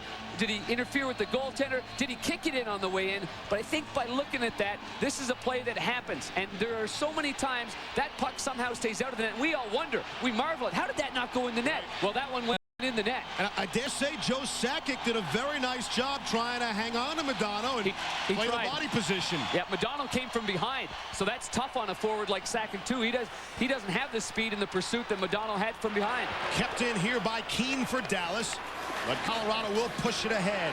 Now play at center. And here's Forsberg, and they're just ahead of the play. Could have been Deadmarsh offside, could have been Stefan Yell offside, but the whistle sounds. It's Modano from Lettinen and home, and we're in a 1-1 hockey game. When AAA set out to name their top minivan, they did extensive testing, evaluating America's most popular minivans in 20 different categories to judge which one offers the best combination of important features like performance, quality, value, and of course safety. When all the grades were in, only one minivan got AAA's, Dodge Grand Caravan. Now get $1,750 cash allowance on Dodge Grand Caravan.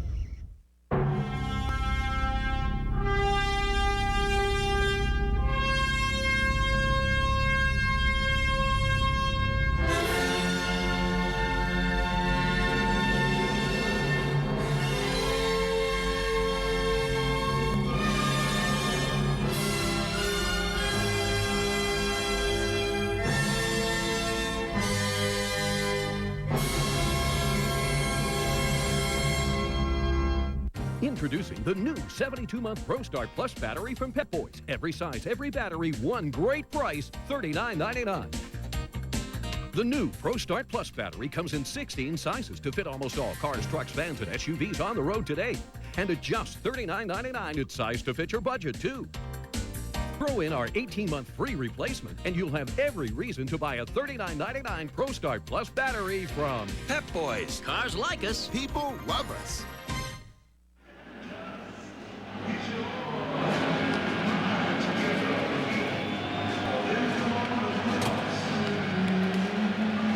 Back inside Reunion Arena alongside Darryl Ray downstairs, Steve Levy, my partner. I'm Darren Pang, and that's Patrick Waugh. And of course, your natural reaction as a goaltender is you're not happy with that because you had no control. You're not in your set stance. You're in no man's land. And when the puck goes in, you think something is wrong, and you argue it. And so it's a natural tendency for a goaltender to do that. That was the 38th shot of the series for Dallas, and they finally beat Patrick Waugh. And his shutout streak ends at 99 minutes and 11 seconds. Remember Shanahan's goal in the third period of Game 5 of that Colorado-Detroit series. Safe to say it's been some time since Patrick allowed a goal and Dallas scored a goal. Here's Modano, who'll work it deeper inside his zone, and nearly a giveaway as Sador just put it off Hayduk. And we get the whistle with the puck into the crowd with 13:11 to play here in the second. Well, Mike Modano, in all likelihood, feeling very, very comfortable with his line mates Lettinen and Hull. They were buzzing. On the other side of it, too, without Adam Foote there, a lot of pressure goes on the youngster, Martin Skula. And Skula, who is so terrific in game number 1 now, it's where everything falls on him because he's the guy that it looks like Bob Hartley is trying to continue to go on Mike Modano. Now, Skula got banged around a little bit. He ends up here, kind of standing up. He's standing straight up, so now he's backing up. He's kind of in no man's land in both situations. He goes over to the left, nothing there. By the time he comes over to the right, that's where Mike Modano had beat Joe Sakic and the goaltender, Patrick Waugh, to the loose puck. Skula played 8:14 of that first period. That's the most for any Colorado player. And he's going to start seeing not just minutes, but the quality minutes. See how he holds up under the pressure. We told you he's only 20 years old. Rookie defenseman. How does Pierre Lacroix find all these great guys? Pierre Lacroix is one of the best in the business. The general manager of the Avalanche, who paid us a nice visit in between periods. Wanted to get another look at that. Yuri Lettinen stick to the eye of Adam Foote. That long shot stopped by Patrick Waugh. Off the glass and out of the zone. Go right! Here's some of the communication from the players on the ice. And instead of shooting in, it's shot into the crowd. Among the criticism here in Dallas of the players, this crowd was criticized somewhat as well in game number 1 for not roaring up to their standard roaring type level. But they're back into it here tonight. I just saw a look at Hatcher, too, and he's one of the guys that ignites the emotion from this crowd. Something to keep in mind, too. The Byron Nelson was over at Las Colinas, and quite frankly, a lot of the folks that go to that, they spend the whole day in the sun. They came for game 1, and they just didn't seem to have that energy as well. And, you know, Hatcher, too, he had only 4 hits in game 1. Already in the first period alone, he had 6 hits. So that's the difference. These fans, they love that stuff. I mean, he's 6'5", 235 pounds. They love when he crashes into bodies. You sneak into that tournament. Did you play a couple of holes, Pat? I tried to catch up with Tiger Woods while he got 50 up the front, and I didn't stand a sniff to get near him. Work along the far side. Swung around the net. Manson able to hold him, but only momentarily, and it's John Clem right back out of the zone. Here's Chris Drury. Drury and across the line, he was offside, and Thornton gave him a little bump after the whistle, for good measure, of course. The Dallas Stars extend a special thank you on behalf of all the fans of Dodge for the rally fouls that were given out at the arena entrances this evening. Dallas now 15 shots on goal, just 12 for the Avalanche. This is a team that covers the middle of the ice as well as any team in the NHL. Steve, their backside pressure is so good. Ken Hitchcock has got him thinking that way. So very difficult for the offensive club. You think you're going home free through the neutral zone, and there's somebody going to be always on your back. And obviously Hitchcock's looking for more grittiness, and I think he's seeing a little bit more of that. But I still like Colorado's position right now. If they can continue to weather it here, 1-1 without these top guns, it's so important for Dallas's, not just the main line. Hitchcock needs any one of these lines now going right at the Colorado Avalanche with their depleted defense. Squirts free, and Matvichuk, look how he got a stick up high from Forsberg, and there's no call. Little helmet lifter there. And here's Forsberg on the backhand to the forehand, hits the brakes. Matvichuk, the check on him. That shot from traffic. I think Belfort saw that one either. Hatcher doesn't have a stick. He two-handed Peter Forsberg, and he snapped it. You can see it on the ice. Yeah, he put Andrechuk down there without the use of a stick. Now the Stars come away. Here's Muller. Drop for Keane. Up high on Waugh. The save. Puck is loose. Battle for it. Scramble. And it's Colorado who comes away. And a penalty coming up behind the play. And look out. Andrechuk just had a chop on Sador. And you notice what happened here? What's happening is Dallas is taking the initiative as Samuel Oselins just takes down Guy Carbonneau at center ice. But they're taking the initiative, and you're seeing that every time there's a hit or something, Dallas is skating away, and Colorado's kind of chasing them, trying to get the last word in. Now, you're going to need a pen and paper to keep track and remember the 3 or 4 incidents that just took place. This is going to require some sorting out. And there's still discussion. Sanus Ozelins at the red line is having some conversation with the Dallas bench. Ken Hitchcock wanted nasty and gritty. He's getting it here tonight. Yeah, Ozelins is trying to counter with that. In front of the net, John Clem, I think, was the first guy that was going to take that penalty. on Kirk Muller. Muller went down hard. The referee was right there. Andrechuk there through the neutral zone takes a whack from Daryl Sador. The whistle had already gone, and that's why Andrechuk went back at Daryl Sador. And you see that Kerry Fraser was making a motion, but the body left. The stick of Oslund upends the veteran Guy Carbonneau. You don't like what the penalties that Dallas took in the first period. They took 3. One of them at the very end results in the first goal of the game by Sandis Oslund on the power play. It sounds to me, by the reaction of the crowd. Wow, look at Andrechuk really giving it to the officials, Panger. Or at least he was, anyway. Now expressing his dismay over the call. The key here is Daryl Sador in the penalty box, because that's what would infuriate Dave Andrechuk, because it was Andrechuk that took the whack first from Daryl Sador, and he came back. Now, unless the referee didn't see the first one and just looked at the second one, well, there is Daryl Sador. But Andrechuk must have got an extra minor. 2 separate minor penalties are up on the Colorado side of the board. There's 2 guys talking. Guy Carbonneau, Sandis Oslund. Then at the very end, Oslund thinks he's going to pull a quick one on him and just pushes the back of his leg. Remember I was showing you that little trick? You just push it right in the back where your knee bends and you lose your balance completely. Bob Hartley and the coaching staff looking for an explanation from Kerry Fraser, and you've got to credit Kerry for at least going over there and explaining that to him. All right, so let's sort this out for you. They're only now announcing it here inside the building. Just by what's on the scoreboard, it would appear we'll have a full 5-on-3 for 2 minutes. They took away the extra. Dave Andrechuk was originally on there on the board. They took that one away, so it seems to me like Sador and Andrechuk will both go off, probably for slashing. Clem got the original penalty. The 2 for interference. Andrechuk 2 for slashing. Oslund's 2 for roughing. The 3rd penalty will not even begin, of course, until the other expire. You have to have 3 skaters on the ice at all time. So there is not a single Dallas penalty. So Daryl Sador, who we saw in the penalty box originally. Now they'd wash off. They'd wash off.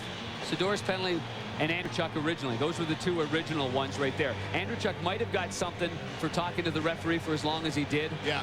And we'll get it together. We'll gather it all up here and give it to you as quickly as possible. Lots happens at the very end. You're watching one particular play, and then you get another one. This is the original penalty was the one on the top part of your screen. And that was a good call because Clem took down Kirk Muller right in front. Then a slash on the right ankle, and Andrechuk had come back to him and given him a whack. All right, here we go. You don't often see 5-on-3 for 2 full minutes. But that's what's on the board right now. And here we go. The Dallas Stars a golden opportunity to take their first lead of the series. Here's Madonna. For Sergei Zubov, Madonna gets it back. Yell and Podine, the 2 forwards out to attack. Here's Hall. Got away. Rips it. Was saved by Wall. Rebound of Zubov. That shot through heavy traffic and knocked away. And it's fired all the way down. What work by Sean Podine beating 2 Dallas Stars that were standing still, and he clears the zone. But Colorado, they go with 2 forwards. 2 of their 3 skaters are forwards, not defensemen. Here's Madonna now. Has Hull to his left. Elects to go to his right. Sets up Hull, the one-timer. Stopped by Wall. It's loose. Puck is loose. Scramble. And finally we get the whistle as it's squirted free. Oh, Joe Nieuwendyk can't believe it. He can't believe that they blew the whistle. And the one referee, Kerry Fraser, is calling a cross-check behind the play. And I think he's calling it on the Dallas Stars. Perfect setup. 25 Dallas, 2 minutes cross-check. Oh, boy, Joe Nieuwendyk's 3rd minor penalty of this hockey game. And he can't believe it. Remember, the youngster Brendan Morrow took 2 penalties in game 1 while the Dallas Stars were on the power play. Here's the battle. Oh, boy. Oh, there's been a lot worse in the league than that. There's been a lot worse than that. The referee from behind called it. As we watch Nieuwendyk, he's jockeying for position. The puck is loose. here, and he pushes the backside, and I think that Aaron Miller actually tripped on the blade too of the goaltender Patrick Roy's stick. What made it look worse is, again, and you see this time and time again, Steve, is just the extension of the arms, and it looked like his shaft of the stick actually slid right over it and barely even touched him. Joe Nieuwendyk, who had only 26 penalty minutes all regular season, has 6 here tonight, and we're just at the halfway point of the hockey game. The cross-check on Nieuwendyk at 9:53, so it's a 5-on-4 power play, rather 4-on-3, I beg your pardon, power play advantage for Dallas. Zubov gets it, shot is stopped by Waugh, and the rebound to Yell. Can't clear though. Hull will jump on the loose puck. Miller comes over to grade him. Here's Zubov now. Zubov to Madonna. Hull in a high slot. Zubov gives it back. They play catch. Zubov shot right into the midsection of Patrick Roy, and there is no rebound. No one in front of the net either. Patrick Roy will take that all day. Zubov is very reluctant to shoot the puck, but after giving it and taking it from Mike Modano a number of times, finally he decided to shoot. At the time that he did decide to shoot, there was really no one in front of the net. Fake shot by Modano, good play. Now, there's a lane here that's going to be open. It's going to go back up to the right, quick passes, and while they did so, the lane opened up completely for Patrick Roy to see that shot. Completely. At ice level, we see Zubov getting good wood on it, but it got away from him. If you want that shot, and it tells me they're trying to go between the legs of Patrick Roy, because Brett Hull had 2 one-timers that caught the crest of the goaltender and the top part of his pads. That puck can't go up that high. It's going to hit your belly. All 5 of those points you saw for Sergei Zubov came in the second round against San Jose. He missed the Edmonton series, missed the final 4 regular season games with a sprained MCL of his right knee. Power play continues for 28 seconds. Here's Sylvain Cote down low, trying to make the perfect pass to Hull, and that did not click. Hull will wrap it up for Zubov now. Nice pass, cross for Cote. And again, the Cote pass knocked aside. He's trying to go all the way across to Madonna. Hull was all by himself momentarily, but they couldn't get it through to him. Here's Hull. Back for Zubov, trying to go back to Hull. And Chris Drury got the stick in the way. Cote, cross for Zubov. Back for Cote. And a couple of Avalanche players race out of the penalty box. You don't often see 2 players coming out at the same time in the same box, but they did there for Colorado, and this is actually now a Colorado power play for 30 seconds. Well, they can thank Aaron Miller and Drury, too. 2 terrific defensive plays. Shot on, Patrick Roy the save. The all-time winningest goaltender in playoff history looks cool and calm under the heavy fire of the Dallas Stars. Here's Andrechuk. He'll shoot it around the boards. Strange care there. Belfort nearly put it over the glass. Andrechuk behind the net. Hatcher cut off his lane. Back to the point. Kept in momentarily. Carbonell. Schooler picks it up for Colorado. His pass is blocked out by Hatcher. And the captain leads the Stars to center. Hatcher charges hard for the net. The one-time shot. Saved by Patrick Roy as Hatcher provided the screen and the stick work in front of Waugh. The action fast and furious here from Big D. Mike Modano, the tying goal in the game.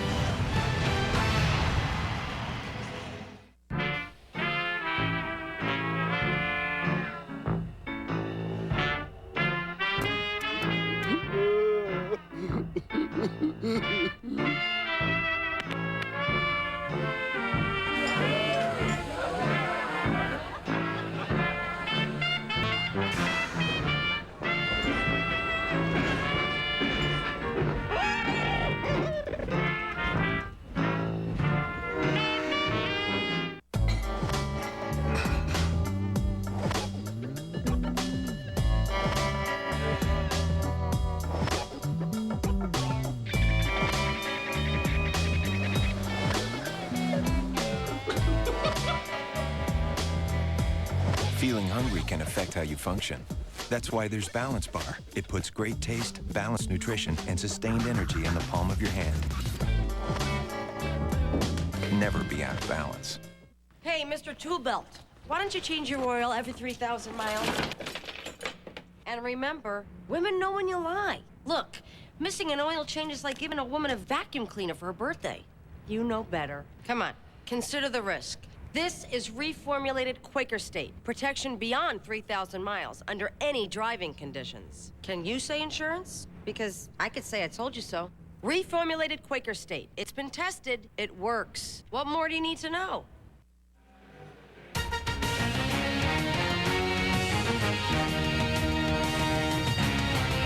Back at the jam-packed Reunion Arena, the home of the Stanley Cup champion Dallas Stars.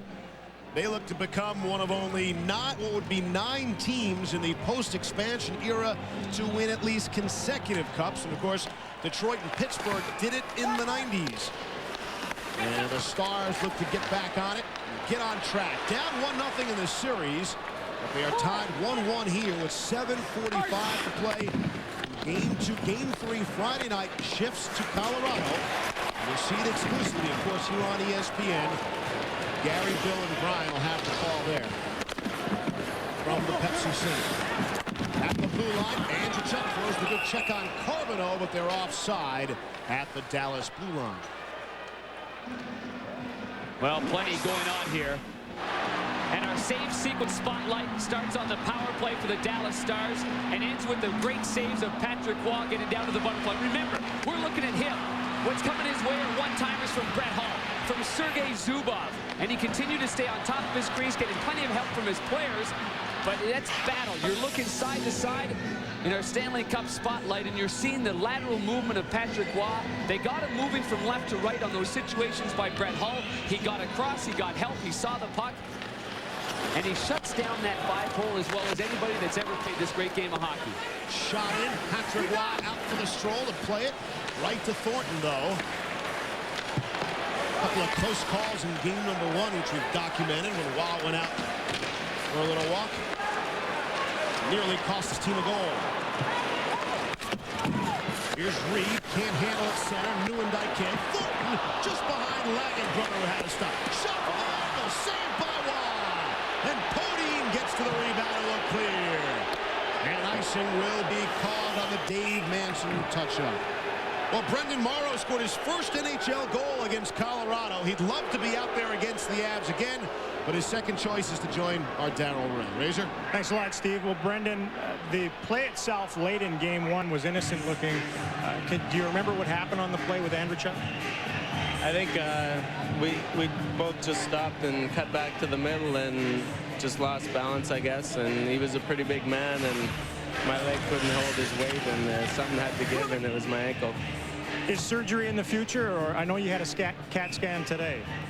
Yeah, that's the only good news I've had so far. Today I got back from the doctor that I don't need surgery, so hopefully it won't take so long to recover. Can you express the disappointment right now? You're having such a fabulous rookie season, and now you're going to miss the rest of it, it looks like. Yeah, it's really disappointing, and everyone plays for the playoffs, and then they come, and I don't get to finish with the team, but Lettinen's back, and it's only fitting that it was his ankle that was hurt, and he's back and taking my spot, so hopefully the team will do well. All right, well, thanks for this. Hang in and get well. Thank you. Well, what a super young man he is, and he's got a brilliant future. He was just devastated when I was talking to him yesterday, saying the most disappointing part of his hockey career was taking the 2 penalties while they were all in the power play, and then, of course, having that terrible injury. Just an inadvertent play, and they got tangled up with Dave Andrzejczyk. There's obviously no intent in a situation like that. Morrow scored 14 goals this season. That's the most by a Stars rookie since Mike Modano scored 29 goals back in the 89-90 season. Wrong shot from Miller, stopped easily by Belfort. Here's Deadmarsh back behind the net. Working the far side. Messier, the long shot. Gloved by Belfort. And then he shows it to the Dallas Stars. 5:57 to go here in the second. The Stars trying to get back into this series here at home ice. If you want the satisfaction of driving South Florida's best-selling trucks, then you can't afford not to drive a Ford. Right now, get up to $1,500 cash back on your favorite Ford trucks. The 4-door Explorer, the Built Ford Tough F-150, the Rugged Ranger, or the 5-star safety-rated Windstar. That's $1,500 cash back, the biggest cash back ever on South Florida's most wanted truck lineup. So get to your South Florida Ford dealer today and see why you can't afford not to drive a Ford. Entertainment is in demand and at your command. First, Tom Cruise and Nicole Kidman burn up the screen in Stanley Kubrick's final masterpiece, Eyes Wide Shut. Then meet a little boy who sees dead people. The Sixth Sense will shock your senses, nominated for 6 Academy Awards. And Molly Shannon is Mary Catherine Gallagher's superstar. George Clooney, Mark Wahlberg, and Ice Cube are Gulf War vets who discover a secret stash of gold in Three Kings. Make your home your castle with In Demand and Telemedia, your local cable company. Cover the amazing training secrets of Baseball World's dynamic practice organization video, featuring professional scout and instructor Tommy Mansky and his famous step-by-step building block approach to athletic training. These are the same techniques that have produced Baseball World's back-to-back-to-back AAU national championship teams. Parents, players, and coaches are amazed at the rapid improvement of students using these principles, enhancing arm strength, running speed, quickness, and agility. Dynamic practice organization works for all ages and levels of ability and makes a great gift too. Order now.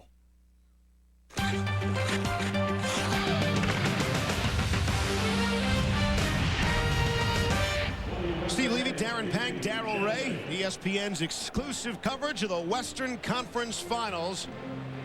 The Dallas Stars trailing 1-0 on home ice, but they're in a 1-1 hockey game here tonight under 6 to play in the second period. Marshall trying to chip it out of the zone for Dallas, and he's able to do just that. Look at the shot differential here in the second, 13-4 in favor of Dallas. The Stars really had a very strong first period, but had nothing to show for it.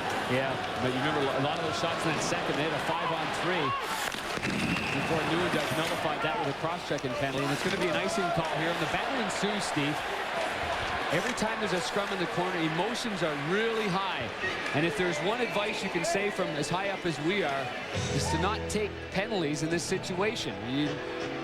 Game number 1, Dallas actually had 4 power plays in the first, didn't score, but the only power play goal, really the difference in a game like that, scored by Colorado. Our Dodge final fact comes from what's going on out in the East. And the Philadelphia Flyers now lost 5 straight games to the Devils this season. And of course, you'll see game 2 of that series, ESPN's exclusive coverage of the Eastern Conference Finals. The Devils leading the Flyers 1-0. That'll be tomorrow night, 7 Eastern, 4 Pacific, right here on ESPN. You know, hard to imagine the Flyers losing the first 2 games on home ice in a series and winning. Well, no, it's not. That's exactly what happened in the last series against the Pittsburgh Penguins. So we'll see how it shakes out. But you don't want to get down 2-0 to the Devils heading back to New Jersey. No, you don't. You definitely don't. They're a team that can just absolutely stifle you.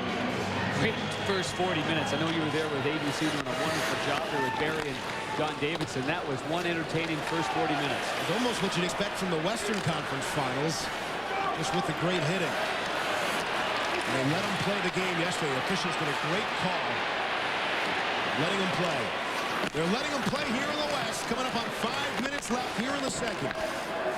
Here's Hayduk now, trying to work the free. Hayduk and Zubov battle. Skula trying to hold the zone, and did so momentarily. We get a whistle. 2-line pass with 4:59 left in the second. No, there are many ways to hold up a man when you're coming back on the back check. Sean Podine coming through the middle of the ice. He gets the end of his stick into the leg pant of Aaron Gavey. That's one way to kind of slow him down a little bit right there. It's a method that has been used for a lot of years in the National Hockey League and in minor hockey growing up. The key there is that Sean Podine doesn't get the red knob at the end of his stick up high, and that's what you call a butt in. What he was doing there, just a little hold up. Instead of using the blade of your stick, you use the other end of the stick. Where did they teach you that in hockey school, Penguin? Your hockey listen, camp, I'm a goaltender. I stay away from that stuff. Oh, yeah, sure. Shot in by Ozolinsh. And it's right from Matvichuk behind the net.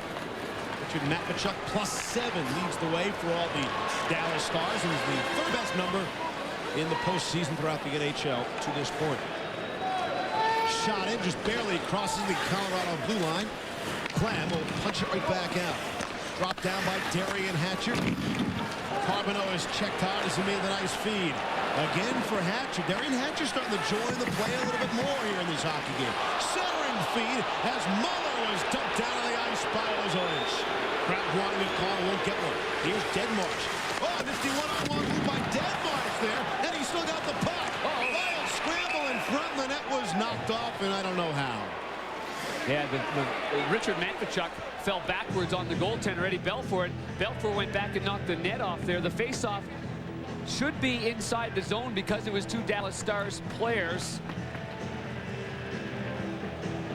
Deadmarsh made a nifty move here. Looks like he's going to the inside, he's going to the outside, slides the puck on the inside, corrals it himself, but Darian Hatcher came back to hit him, and then Hatcher fell back afterwards. Matvichuk and the goaltender Eddie Belfour then right about now end up knocking that net off its moorings there, with Drury blowing towards the net, gets knocked down by Matvichuk.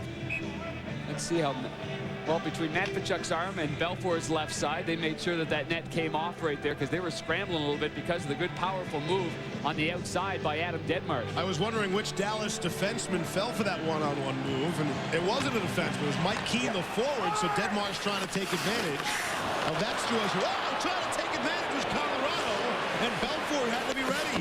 Turnover at the side of his net. And now Neuendijk on the ice after spending a good portion of his time in the penalty box. 3 minors already in the game. The first half of the hockey game for Joe Neuendijk. Here's Yell trying to pick it up, finds School. A nice little soft pass, bit too far for Dave Reed. And Subban jumps on it for Dallas.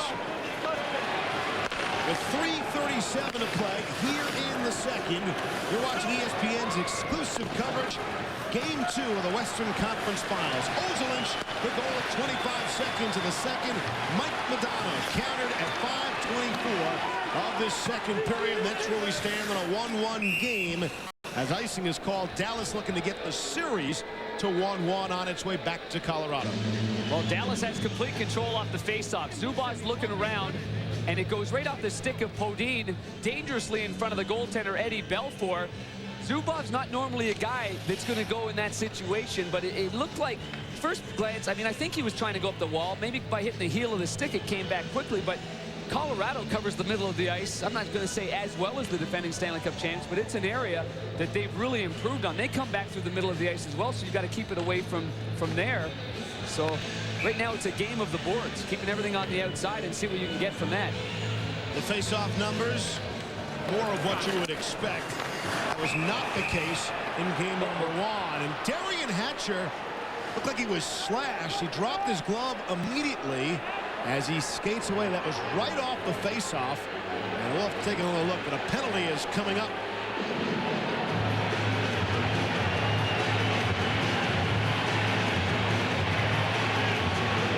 Hatcher's gloves, both gloves are off. And he took a pretty good... Dave Andreychuk is headed to the box. Yeah, it's Andreychuk for sure. On the outside, let's see where Hatcher is, right there on the right side of your screen. Andreychuk is trying to battle for position to go in front of the net. And as he's battling there, he gives him a good whack there with the 2 hands and looked like maybe the heel of the stick on the left side of our screen. First, it was a slash by Hatcher on Andreychuk. Andreychuk responds by giving him a good whack. Really what's happened here is one guy got him between where the glove is and your wrist is, and the other guy didn't. But I'm looking at Dave Andreychuk right now. He's got ice on his wrist as well. So yes, Darian Hatcher got away with one, and in the retaliatory mode, Dave Andreychuk got caught. As you see, his right wrist has got some ice on that. Your hands fold over like that. The guys that have the short cuffs, it leaves that area fully exposed. You saw there at the end, Hatcher asking for his glove back. You know, he won't miss a shift. It's back behind the net. Yell on the back check there, and it's cleared. Andreychuk 2 for slashing at 16:46. It's the 4th power play of the night for the Dallas Stars. They're 0 for their previous 3. How about Andreychuk and Neuendijk? Those 2 players, great goal scorers, Hall of Fame type guys, picking up all the penalty minutes here tonight. Long nearly had it stolen, and Sador able to keep in. Here's Hall now at the circle. They've got traffic in front in the former Yuri Lettinen. Back for Sador. He's got a lane. Lets it go. Saved by Watt. Rebound to the Stars. That shot catches the glass. And Colorado and Stefan Yell, who was so brilliant in Game 1 on the face-offs, especially beating up on Nieuwendyk on those draws, he makes the clear. Shot is whistled wide on the near side. Back to the point. Zubov elects to pass instead of letting it go. Here's Modano in the corner. Gets the return feed now. He goes back for Matvichuk. Down low, Hall. The shot through traffic. Thornton was in front of the net. 45 left on the power play, and the penalty to Dave Andreychuk. Hall will jump on it behind the net. Comes back slowly to the point for Matvichuk. Down low for Hall. Cross ice for Zubov, the quarterback of the power play. Matvichuk wants it, gets it, the pass. Shot score! It's Mike Modano on the power play, and the Stars lead 2-1.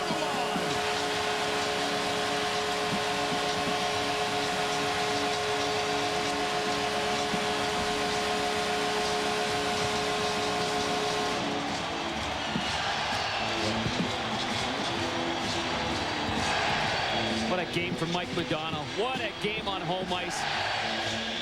He was battered around in game number 1, and I'm sure his pride and the fact that he disappointed his teammates hurt him. But here he's come back with a vengeance. This shot here, a wrister, short side over Patrick Roy. And I don't know if it went off the stick. No, it clearly did not go off the stick of Aaron Miller. That was up so quickly.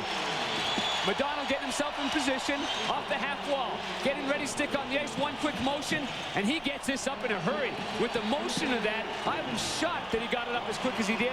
He does not have a big curve on his stick, and that is a perfect shot for Modano with his second goal. The first one was an ugly, gritty goal going into the ugly areas of the ice, as Ken Hitchcock wanted them to do. The second one, though, that's all world class.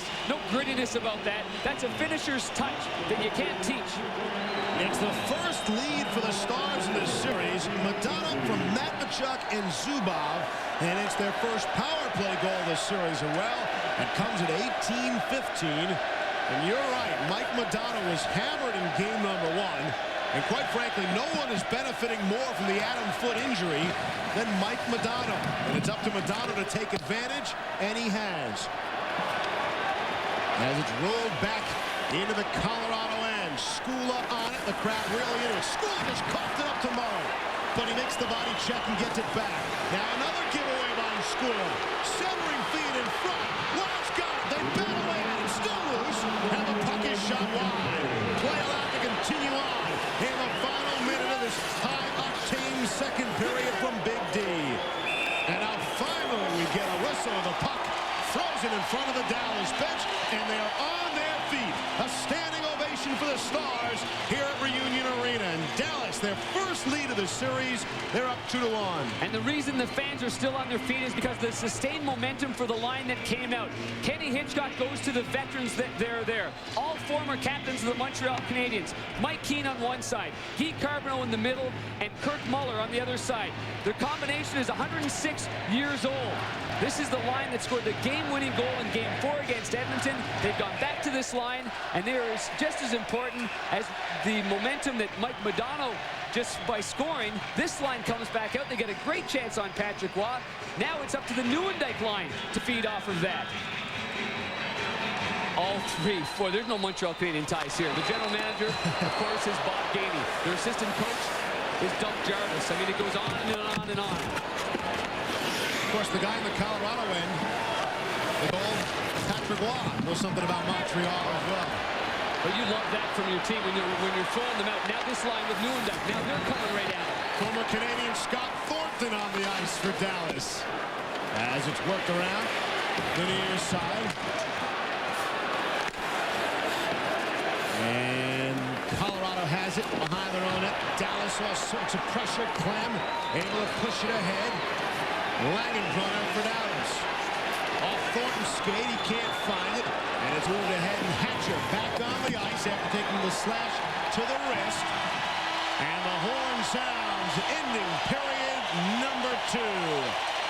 Up next, the Trip.com intermission report. You'll see some of the items that'll be on the agenda.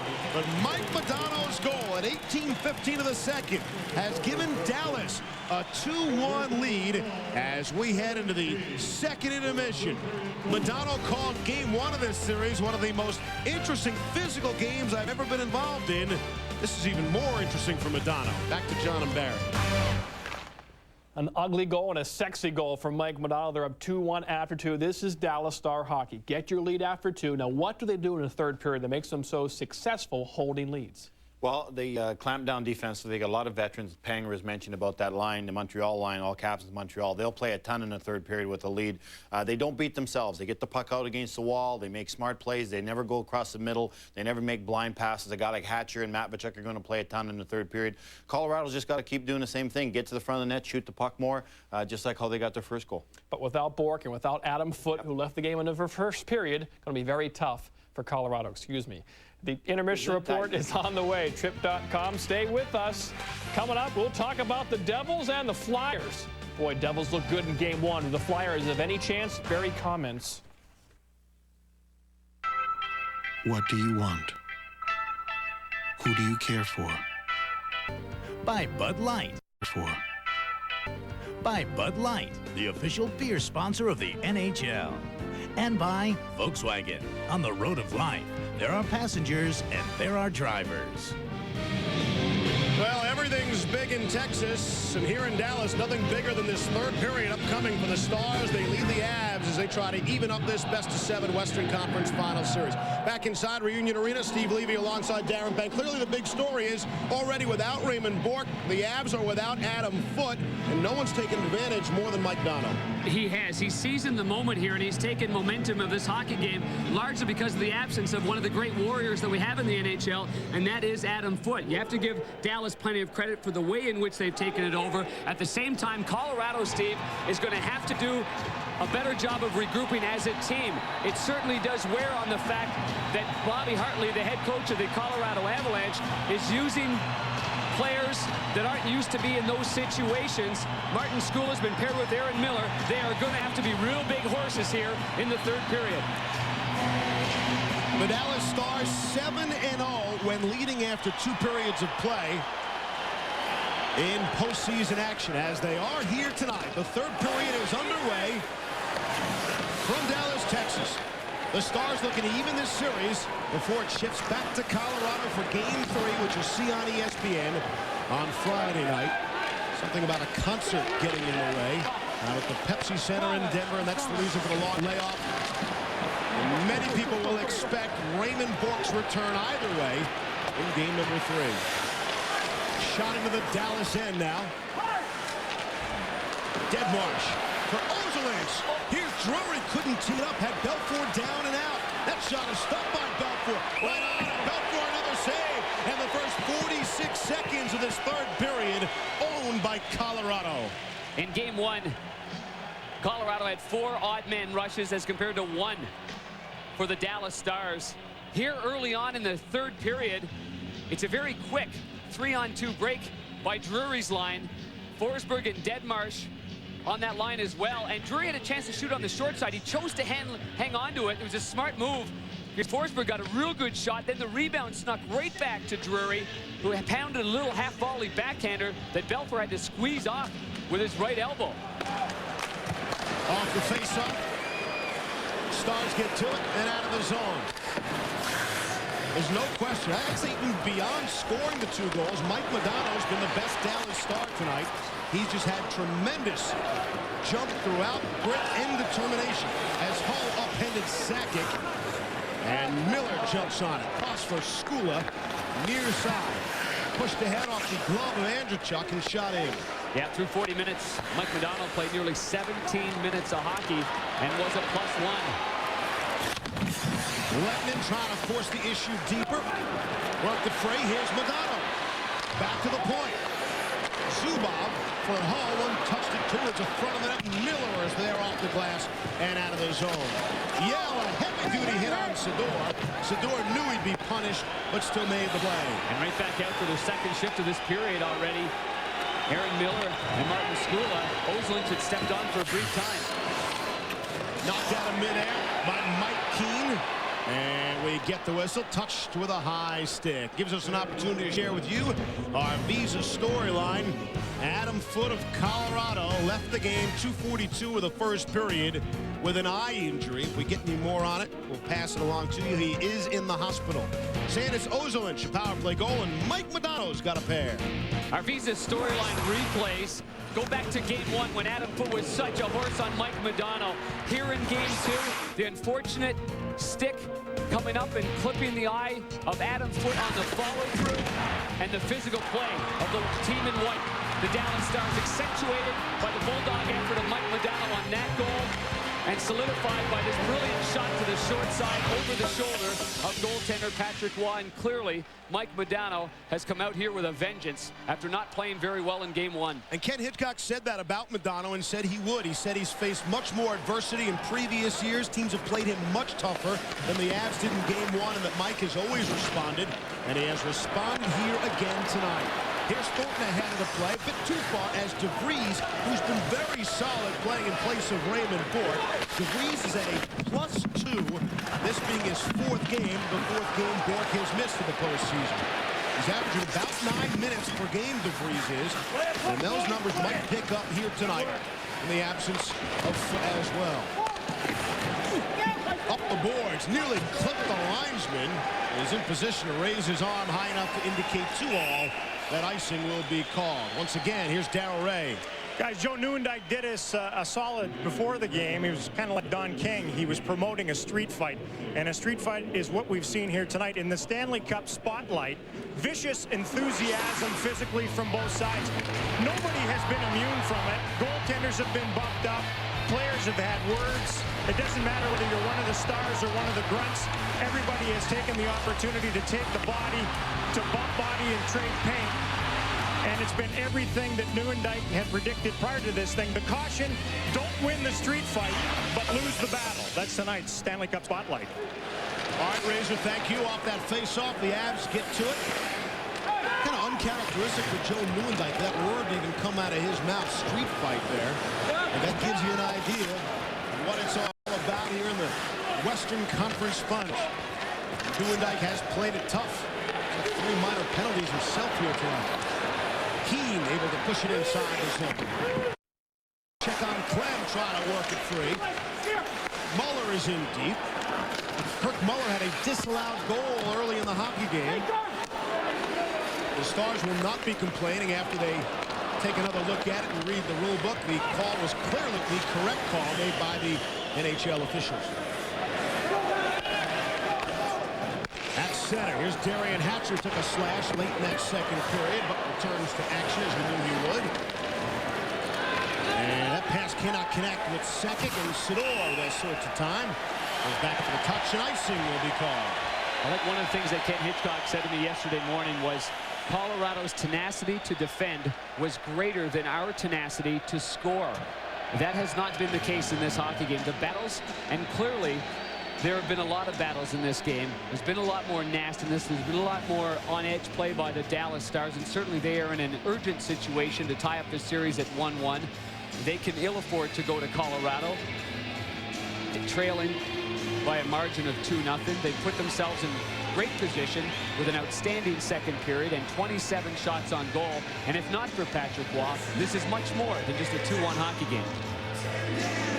There's the shots. 27-16 in favor of Dallas. Starting to get tired, though, of shots on goal being documented throughout the play. They're so misleading. We've seen so many times in this 2000 postseason, icing was called, team being outshot nearly 2-1 for the entire game, yet they win the hockey game anyway. Yeah, you bet. Well, you know what? Bob Hartley was a former goaltender, way back there, and he knows exactly what it's all about being a goaltender. But it brings to mind right now the question, and in my mind, I think it's a good thing that Ray Bourque didn't play in this game. People say, well, you're nuts. Adam Foote goes out. He's injured. Why is it a good thing? Well, the good thing is, because Adam Foote's out, Ray Bourque would be on the ice every second shift. And you never know what that's going to do to a knee in his situation. So if they can just hang on here and make this a game, and in fact, if they could even win this game, you talk about the psyche of the Colorado Avalanche. Here's Modano. Coming down deep in his own end. His pass is picked off by the Avs. Sakic behind the net. Checked there by Zubov. And it's worked free by Haydu of Colorado. Andrechuk is checked hard in the glass by Sador. Sakic bumped by Sador. How about the work by Mike Modano deep in his own end? That leads to this. Modano on hold, play catch. Trying to give it back, and Modano couldn't get his stick on it as Aaron Miller was covering him. Modano was rubbed out pretty hard by Andrechuk. Here's Lettinen from the angle. Oh! Partially fanned on the shot, and I think Andrechuk got his big stick on it as well. What a sequence by this line. All three of them working their tails off in the defensive zone and then mustering up a couple of quality chances in the offensive zone. At center, Grant Marshall, a healthy scratch in game number 1. This is his 6th postseason game. A couple of games in round 2, 3 games in round number 1 for Marshall. Worked up for Blake Sloan, sporting the football-type helmet. Here's Marshall there ahead of the play, and offside. Well, this Sunday, ABC continues its coverage of the road to the Stanley Cup when these two teams will meet in Denver for Game 4 of the Western Conference Final. Exclusive coverage begins at 3 Eastern, noon Pacific, only on ABC Sports. ABC and ESPN, the home of that trophy pictured on the left, the Stanley Cup. Greatest trophy in sports. We're going to focus here on the Dallas Stars and the wonderful move by Jere Lettinen, buying some time. I thought he was going to go to the net. This is what Jere Lettinen brings to the table here. This is a guy that knows the defensive side, but offensively, he is very, very underrated. Oh, Brett Hull wants that one back, too. He tried to fire it in one sweeping wrist shot motion. It looked like it went right off the heel of his stick and then off the heel of Andrechuk's stick. And Andrechuk may very well be the best in the business at getting his stick in the lanes. Shot into the corner. Muller and Deadmarsh do battle. They tie one another up. Up the far side. Good play by Colorado to keep it. Matvichuk jumps on it for Dallas. Carbonneau there trying to reverse the flow around the near boards. Forsberg trying to go back to the point to Messier. Broken up by Darian Hatcher. Once again leading the charge. Here's Hatcher. And Muller tried to stay onside. A juke at the blue line by Hatcher caused the offside. Peter Forsberg is not playing center. He's playing the wing now. One of the things he figured out was with his old stick that he used, it didn't have much of a curve on that stick. It was a playmaking thing, a passing on the backhand. He saw Joe Sakic every single day fire bullets and rifle wrist shots. So what's he do? He grabs Joe Sakic's Easton Synergy one-piece stick. And now that he's on the wing like that, he now thinks that every time he shoots the puck, that he has a chance of scoring. He was telling me this morning, he said, just with how straight line the blade was, I never thought I could score from outside. Therefore, you end up stick handling right through the crease, right across the goal line. I've been watching this game. He hasn't had much time to shoot it, but when he does shoot it, it has way more zip. It's got a way bigger curve, and therefore that puck just jumps off the blade of the stick. Having a pretty good postseason. There's a spillage in front of the net. Shot, score!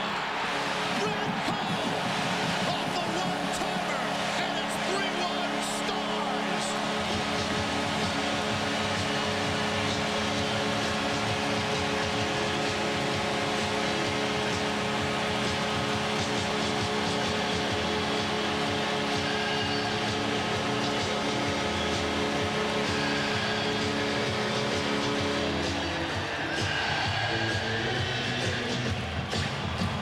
The big boys that come to play a little game of playoff hockey, and if they've been good, and getting Lettinen back on that main line, oh, has it been good. Skula just kind of blew an edge right there. Yeah, this can happen to anybody, and because of that, the turnover and the one-timer, and no one's going to feel worse than Marty Skula here, trying to make a quick pull-up move and then go to the other side. But that's the difference between world-class players, too. I mean, if you give that up to a third or a fourth-line guy, the odds are good it doesn't go top shelf over the bar and over the stick side. But Brett Hull, he just makes mistakes magnified, and he just did it right there. I got a feeling Adam Foote, watching from his hospital room here in Dallas, boy, the pain in his eye does not match the pain he's feeling in his gut and his head right now. Watching his Avalanche teammates struggle. Now down 3-1 here. 6.5 into period number 3. Rolls down deep is the chance, the derisive chance of Patrick. Ring out from this crowd for Union Arena. This has turned into a Texas-style party. Heavy-duty hit. And a penalty is coming up. Dave Manson Manson played the body, and evidently, according to Kerry Frazier, and then some. And Colorado will go to the power play. The goal is Hull from Lettinen, even strength at 5:48. Well, that line just been buzzing. They've been causing havoc with Marty Skula and the rest of the Colorado Avalanche. 13:28 to go here in the third. With that Brett Hull goal, he's now tied Maurice Richard 6th on the all-time playoff list. So I had fun. That's how I'll call you. Yeah, okay. Well, hey. Next time I'll remember to bring enough cash for both of us. Next time, use the Visa check card instead of cash. It's fast, easy, and accepted everywhere Visa is. So you can get what you need and get on with life. Wait. How would you have done playing in the Bubble Boys League? Where is he? He's behind the net again. Go get him. We can't. We don't go back there. Look, his arms and legs are moving. He is smaller in person. Hey.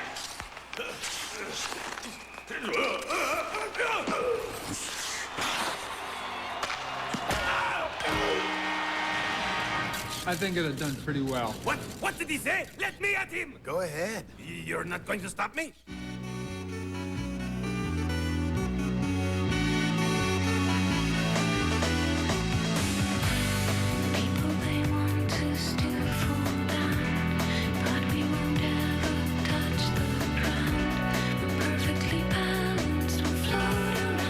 You can't help but fall in love with a color like this. Vapor, a new color for the new Beetle. Only 2,000 available, only online. This is a classic defensive move by Dave Manson with the stick between the legs. What's not classic and what made the call was the follow-through with the left hand up to the face. Power play ongoing for Colorado and a chance to get back in the game. They now trail by 2. Darian Hatcher up, his man out, and that allowed Dallas to clear. Well, this game could end with the emotion of the penalty-killing unit by Dallas. The way it started, that's what gave them the energy in the first place. And across the line, Forsberg was weaving east and west while his teammates were going north and south, and that leads to the offside call. We'll see what the Colorado Avalanche here can muster up. Still very, very much in this hockey game, but they need to get the puck towards the net. Bodies in front of the net. Kind of keep it simple right here. Joe Sakic moves to the right point. Look for Sandis Ojelins on the left side to slide in backdoor, weak side. It's a patented play, and there's none better than Sakic, too, because he's a guy that you fear because of his shot. And if he fires a couple, he may get the Dallas Stars thinking his way, and that will allow Ojelins to slide in the back door. Minute 33 to play in the power play, and off the face-off, the Stars just clear it to center. Sakic will give it to Forsberg with some speed, and across the line. Here's Forsberg now. Hits the brakes away from Lettinen, trying to force the issue. Serge Aubin on this first power play unit for Colorado. Here's Sakic. Nifty little pass for Ojelins. Lets it go. Tipped by Matvichuk to the corner. Check thrown in the corner there. Aubin trying to get it out. Modano makes the move. Here's Modano trying to pull away shorthanded. He's hacked at and whacked at. Good play by Sakic to get back. And good for Modano for staying up on his feet, too. So many times you see a player just fall in that case, trying to draw a penalty. He stayed on his feet, trying to pull his way through Sakic. Here's Forsberg with speed. He's 1-on-4, trying to give it up, and it's cleared. 40 seconds left in the penalty to Dave Manson, who leads the Dallas Stars in playoff penalty minutes, picking up minutes 22 and 23. Here's Sakic now. He'll shoot it around. Far side, kept in. Keane throws the check in the corner. Sakic, soft pass, is an errant one. Ozelin's trying to play with it. Puck is loose. Work free to Drury, couldn't tee it up. Would have had a good shooting lane there. Pushed back to the net off Zubov now. Oh, what a battle from the net. Steve, Mike Keane, and Dave Andreychuk, two good whacks to one another. A couple of battle-tested, tough playoff veterans. And the crowd roars. Manson's out of the box. A huge Avalanche kill with Dallas up 3-1. Less than 11 and a half to play. How about that hit from Darian Hatcher there? Back behind the net, Hatcher continues to pound away. Yellen letting it there. Tanguay was spilled down to the ice. Tanguay the target of Hatcher's abuse. And it's cleared out the center. Here's DeVries jumping on him quickly. He'll shoot to the corner. Neither Avalanche player could get to it. It's all the way down. Well, Hartley utilizing Sergio Ben a little bit more, trying to get a little bit more energy out of some third and fourth line guys. Here's Eric Messier off for DeVries. In across the line now. Went wide up and out the outside. That second shot from Forsberg. I think Belfour stopped that. Yeah, I think so too. Sador roughed up by Denmarsh now. Sador, how about Sador's play to pick up his own stick and make the play to clear? And it'll go for icing. Legenbrunner, the hit after the whistle there. As School, the rookie, touched up for icing. Sergio Ben has never scored a National Hockey League playoff goal. But this guy will be a good find for an expansion team if he is left exposed. He gets terrific wood on this shot. It just sprung off his blade like a trampoline effect that you see on some of the big drivers nowadays. The second attempt, though, Forsberg, what a save by Eddie Belfour. Huge save by Belfour, getting his pad on this side, right side. Oh, yeah, and then he gets his body as well on a sharp angle shot. And you see how quickly there that Peter Forsberg got that puck up, trying to sneak it by the goaltender Belfour.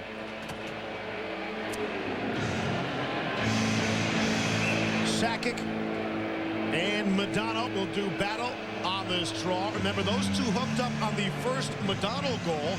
Sakic had the back check on Madonna, but evidently not good enough because Madonna was able to force it home.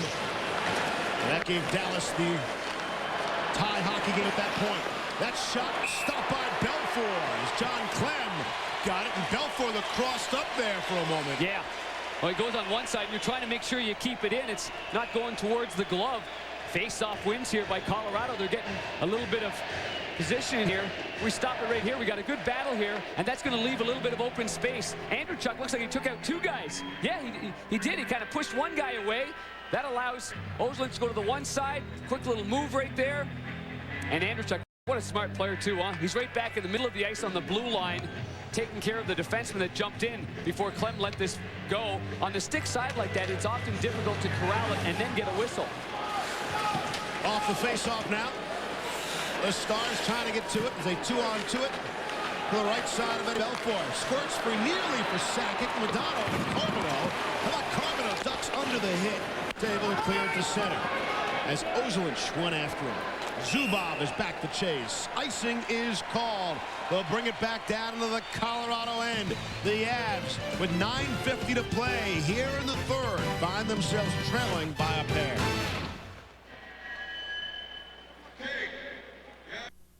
My new book shows you 15,000 government programs you could use to change your life, too. You can get a better job, get an education, or start your own business. Next year, the government's going to spend $350 billion, and those who know about the programs are the ones who get the money.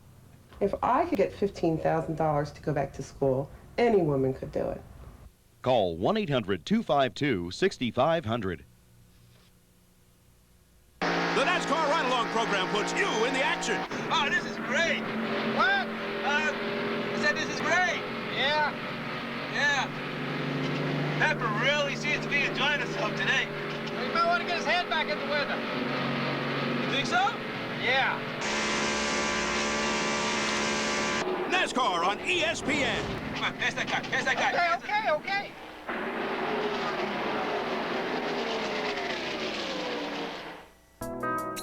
Get the compact Presario 5900T Internet Bundle for just $14.99, and you'll get more than a great Internet PC. You'll also get a 17-inch monitor, color printer, Intel Pentium 3 processor, and one-touch Internet access. All this for only $14.99. Call 1-800-331-3471 to get yours today.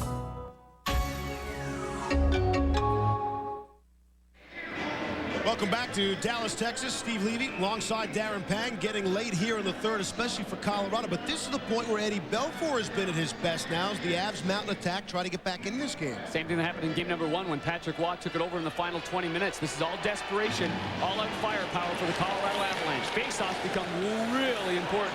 Dallas won this draw, and they're able to keep it inside the zone. Drury takes Nieuwendyk to the glass. Langenbrunner sticks his nose and his stick in there to get the puck. Here's Nieuwendyk now on the backhand. Nieuwendyk trying to cut to the forehand, was spilled, and Drury takes it away. It is 5 Avalanche players ahead of the play. 3 at the blue line. They're in across the line, and it's just chipped wide of the net by Sean Podine. And it's cleared out. Heavy-duty hit there. Man, oh man, the puck was nowhere near him. Podine just flattened one of the Stars players. It was Nieuwendyk, and now a fight breaks out in front of that Dallas bench. Thornton is involved for Dallas, and tough to see the Colorado players. Everyone comes together. It's Podine. I mean, Podine was the guy that hit him on the far side, and the reason is got something to do with something that happened behind the plate, because the puck was nowhere near the Dallas Star player. I thought it was Daryl Sador, the defenseman for Dallas, that was on the near side going for a line change. Sean Podine came by. The puck was on the opposite end of the ice, and he just put a shoulder into him, catching him by surprise going towards the boards. Not sure if the original penalty would be there, or if it was a little bit later on. Nieuwendyk clears the zone. There was no Nieuwendyk that got hammered. And you know what? My mistake. Joe Nieuwendyk had the puck, and Joe Nieuwendyk fired the puck, and as he was looking down the ice, he just flat out got hammered. I don't know if that's the original penalty, because I didn't see any arms go up at that time. The scrum broke out towards the bench, and I think that's where the penalties were called. 2 men each for roughing. You got Sean Podine on the one side, and Jamie Langenbrunner for the Dallas Stars on the other side. So that one was a good no call, and my apologies too, because he actually did release the puck. Yeah, pretty good shoulder check too, clean all the way. Podine, those pick up the rough though afterwards, Panger, after the fact, along with Langenbrunner at 10:51. That's the deal, and because of it, we'll go 4-on-4. Little open ice activity coming up. Yeah, little open ice. The Dallas Stars, though, in a defensive posture, 4-on-4. They're the team protecting the lead. Mike Keane and Guy Carbonneau on the ice with Hatcher and Matvichuk. And it's Colorado Avalanche here with Miller, Skula, and Peter Forsberg and Drury. Plenty of skill there, especially up front there with Drury and with Forsberg. An astute observation on your part. Playing the scoreboard, the clock, and the score. Here's Forsberg now. Trying to make the move, and the pass. Nice one to Skula, who's in now. And he'll look to set it up. Drury on it there. Carbonneau and Hatcher checking him. Forsberg able to pull it away. Here's Forsberg now trying to work some of that world-class magic. Forsberg making the move, skating circles around everyone, but they keep him to the perimeter and on his backhand. Cross ice. Miller's shot, gloved by Belfour. And Ed wants to keep that clock moving. That's a good play by Belfour. That's just reading the situation. Here's Darian Hatcher. Faked the pass and ripped the wrister, and Waugh had to be ready. And all because of the alertness of Dallas, the Dallas goaltender Belfour to move that puck and get it up the ice here. Here's Haydukin across the line. Lettman doing the checking job on him. The former Selke Trophy winner is the top defensive forward in the NHL. And here's Sakic. Madonna got a stick on him. Shot from Cleveland, really trickled by Belfour, and we get a whistle. And the hard back checking again by Mike Modano. 7:47 to play here in the third. The Stars up by 2. Well, Patrick Waugh made that long save. I think you're right. I think Darian Hatcher was trying to catch Patrick Waugh off guard. Looked like Hatcher was going to maybe move that puck over to the one side. He's looking there then. And then he comes back against the grain, trying to go between the legs, as most shooters do on Patrick Waugh. Quickly he snuffs that out. Clem's shot here goes off the stick, bounces, whoa, bounces once and hit the top part of the left pad of the perfectly executed butterfly stance of Eddie Belfour on that play. Face-off here now. Stefan Yell, who was so good in game number 1 on the face-offs. He won an astronomical 78% of the face-offs. It's an area in which the Dallas Stars have greatly improved in this game. Yell won that draw, and what a win from Mike Modano. Shot from way out is blocked. Second shot trickles wide of the net. The Avalanche just the 10th best face-off team of the 16 teams in the playoffs. Dallas was number 3, but that was not the case in Game 1 of this series when Colorado dominated. Here's Madonna, rips one. And a tricky shot, the better save by Waugh. And then Thornton, the shot. Matvichuk, he'll dump it in deeper. Here's Thornton, squeezes free to Madonna.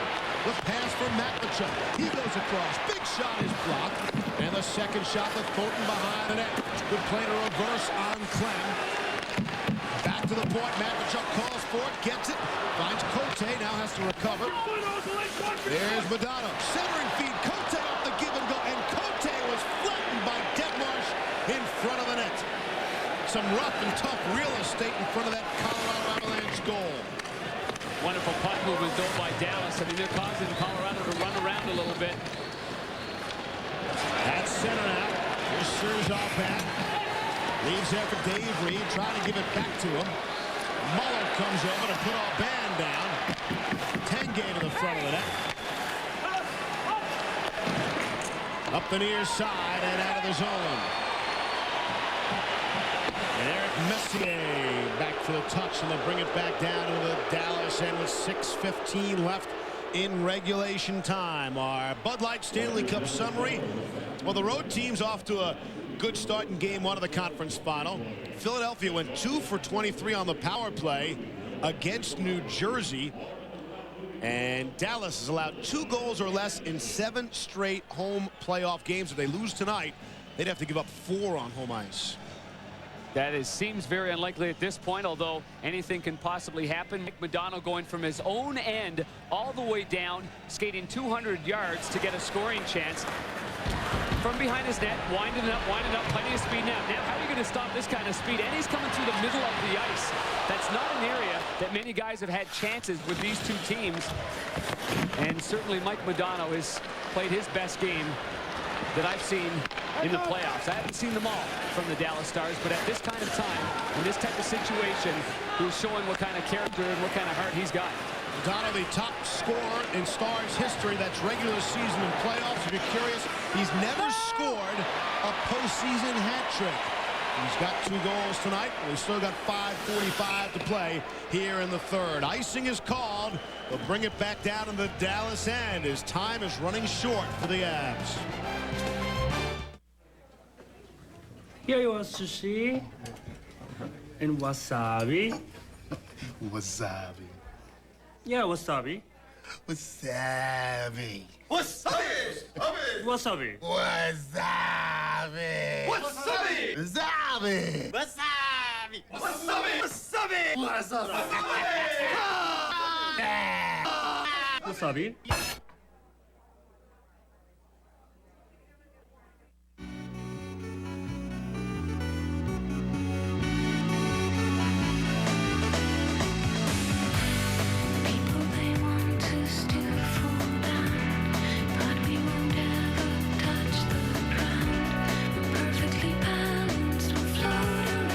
You can't help but fall in love with a color like this.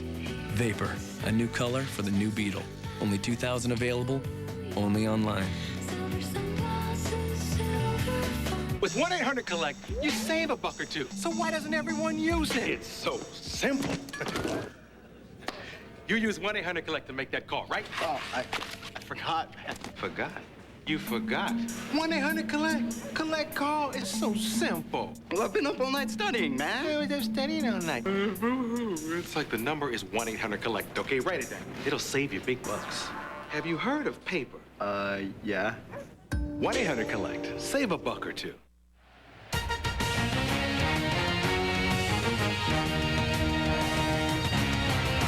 Back at Reunion Arena in Dallas, the Stars 5:43 away from evening this best-of-7 series at a game apiece. Shot, score! Peter Forsberg off the deflection and don't go anywhere. It's a 1-goal hockey game. The last shift that Forsberg had, you saw that he was trying to take control and get some momentum himself when he corralled the puck all the way around Belfour, created a scoring chance. This, in fact, was a face-up win by the Dallas Stars, only to have a bounce go off the defenseman right to Detmarsh, and then right on the tape here, to Peter Forsberg, who swiftly redirects it underneath the pad of Eddie Belfour, who barely has a chance. To the right pad of Belfour, underneath, and a perfect tip in. Just when it seemed like Dallas had full control of that situation with the face-off to the left of Belfour. Hatcher rubs Deadmarsh off into the boards, and Forsberg is on it again. Long shot, big pad saved by Belfour. And the rebound in the corner. Deadmarsh dumped Hatcher. Hatcher has his stick lifted. Here's Forsberg. Forsberg looked like a man possessed here. Playing like Mike Modano has for Dallas. Forsberg still trying to get away from Hatcher. Long shot is blocked. Stars need to clear desperately, and they won't get it. Knocked down in center. They dropped the puck so quickly on that faceoff. I was going to ask you, how does Colorado get back in this game? And I was going to say they take advantage of a turnover. Deadmarsh feeds it to Forsberg, and they score. You always look for the world-class players to get them back in the hockey game. 4:40 to play here in the third. Peter Forsberg from Deadmarsh and Avalanche, even strength, and 14:23. Turnover, and Brett Hull will shoot it in. This is Game 2, ESPN's exclusive coverage of the Western Conference Finals. Centering feed, that was shot to save. Patrick Waugh stops Brett Hull first and Mike Modano second. Here's second now. How about the world-class talent on the ice and in position? Waugh makes stops on Hull and Modano, then Sakic is the player coming back the other way. That's what it's all about. This is what it's all about right here. It's like an all-star game in one sense. 3:50 to play here in the third. Buckle up your seatbelt. The players have buckled up the chin straps. We've got ourselves a finish, as there is offside. It's the call at the Dallas blue line with 3:45 left in regulation. Brett Hull scored this 5th goal of the playoffs to make it a 3-1 game from Lettinen. This one here was a funky play that ends up on the tape of Jere Lettinen behind. He quickly grabbed it, put it down on the ice right here, passes it perfectly to Brett Hull, who lets her rip, trying to go to the same side in which he scored that goal, his only goal of the game, high over the blocker of goaltender Patrick Waugh. And it's the great shooters like Modano that's gone over his shoulder, like Brett Hull that's gone over his shoulder. That's why when we say it's easier said than done, it's not an easy play to make at this time of the year, to go over the shoulder of a guy that's going to go to the Hall of Fame. And Patrick plays big. He goes down, he still plays big. Stars trying to force the issue, and Neuendijk, Langen, Brunner on the forecheck, and they push it deeper. Here's Clem on it, hit by Thornton now. Nearly a turnover inside the Colorado end. Dallas just puts the clamps on you normally in the third. That Forsberg goal is just the 4th third-period goal allowed by Dallas in their 12 playoff games of this postseason. As the puck is knocked out of play, 3:08 to go here in the third in regulation time. Coming up next, Bob Knight at the Crossroads. And the latest on the head coach of the Indiana University basketball team. You'll want to stick around for that. Bob Knight at the Crossroads. Not sure we've ever seen Bob Hartley or Ken Hitchcock go Bob Knight on us. There's still 3:08 left in this third period. Well, a break has gone Colorado's way. The break being the goal that they just scored. I mean, that's one of those plays where Hatcher takes it behind, fires it around. It looks like it's out. It hits the defenseman, boom, right on the tape. And in one quick motion, we've got a 3-2 hockey game. Head pass from Muller. Was rubbed out nicely by DeVries. DeVries hit him twice. Waugh out to play it. And here's Colorado now with Peter Forsberg. What a period for Forsberg. Hey, what a postseason, by the way, for Peter Forsberg. Oh, Hatcher gets to it and puts it out of play and into the crowd. Forsberg came in 11 points in the 10 games he's played, second best on the team. 4 of his 5 goals have been game winners, and a 7-game point scoring streak that's continued into 8 games here tonight. Well, you think about this play, as we stop it right here, the one thing is this man's going to be wide open. It's going to be a play around, and Hatcher's thinking smart play. Wrap it around the wall and get your winger out there. And that one play is kept in, one quick motion, and it's tipped in by Peter Forsberg. You know, they were focusing on face-off wins. They win the face-off, and you see there they've done a darn good job of face-offs against Colorado as compared to Game 1. Forsberg now has points in 8 straight. That is one shy of, actually equals his all-time playoff career high. He did it one of the previous times. Centering feed. Knocked aside. Good setup there. Serge Aubin trying to pull the trigger. And it's cleared to center. How about this crowd? They realize they're applauding every time they clear the puck. Here's Aubin again. Belfour in a clutch spot. And Sakic circles back to keep it inside the zone. Here's Sidor for Hall. Haydu got it. And Rettenen's the man able to poke it free. Won't go far enough for icing, it will. And clam the touch-up with 2:03 left in the third. What a play by Serge Aubin. He's had a terrific third period. He wears number 49. He takes the perfect feed. The puck is rolling, as is normally the case this time of year, late in the hockey season. And Belfour was out challenging. Perfect position by Belfour. It's one-on-one right here. Left side, right pad. And he takes it away, rebounds there. He gets some help. This kid can shoot the puck. And he's a guy that has good offensive instincts, although he's playing a role here with the Colorado Avalanche. Chances nearly doubled up by the Dallas Stars. You mentioned Aubin can score. He's the top goal scorer in the American Hockey League. Tied for the league lead in points when he was recalled. Was big down the stretch. One of 4 Colorado rookies playing in this postseason. Had an excellent shift. He's a rookie, but he is 25 years old.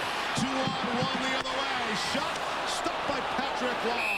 And it's out of play and into the crowd. Nieuwendyk leading the rush off the 2-on-1. Your classic dump around in the defensive zone for Dallas. Going to the weak side again. A big face-off win by Guy Carbonneau, who just takes a mittful late in hockey games like this, wins the draw right around the boards. And you see from Eddie Belfour's vantage point here, Joe Nieuwendyk trying to rip one between the legs.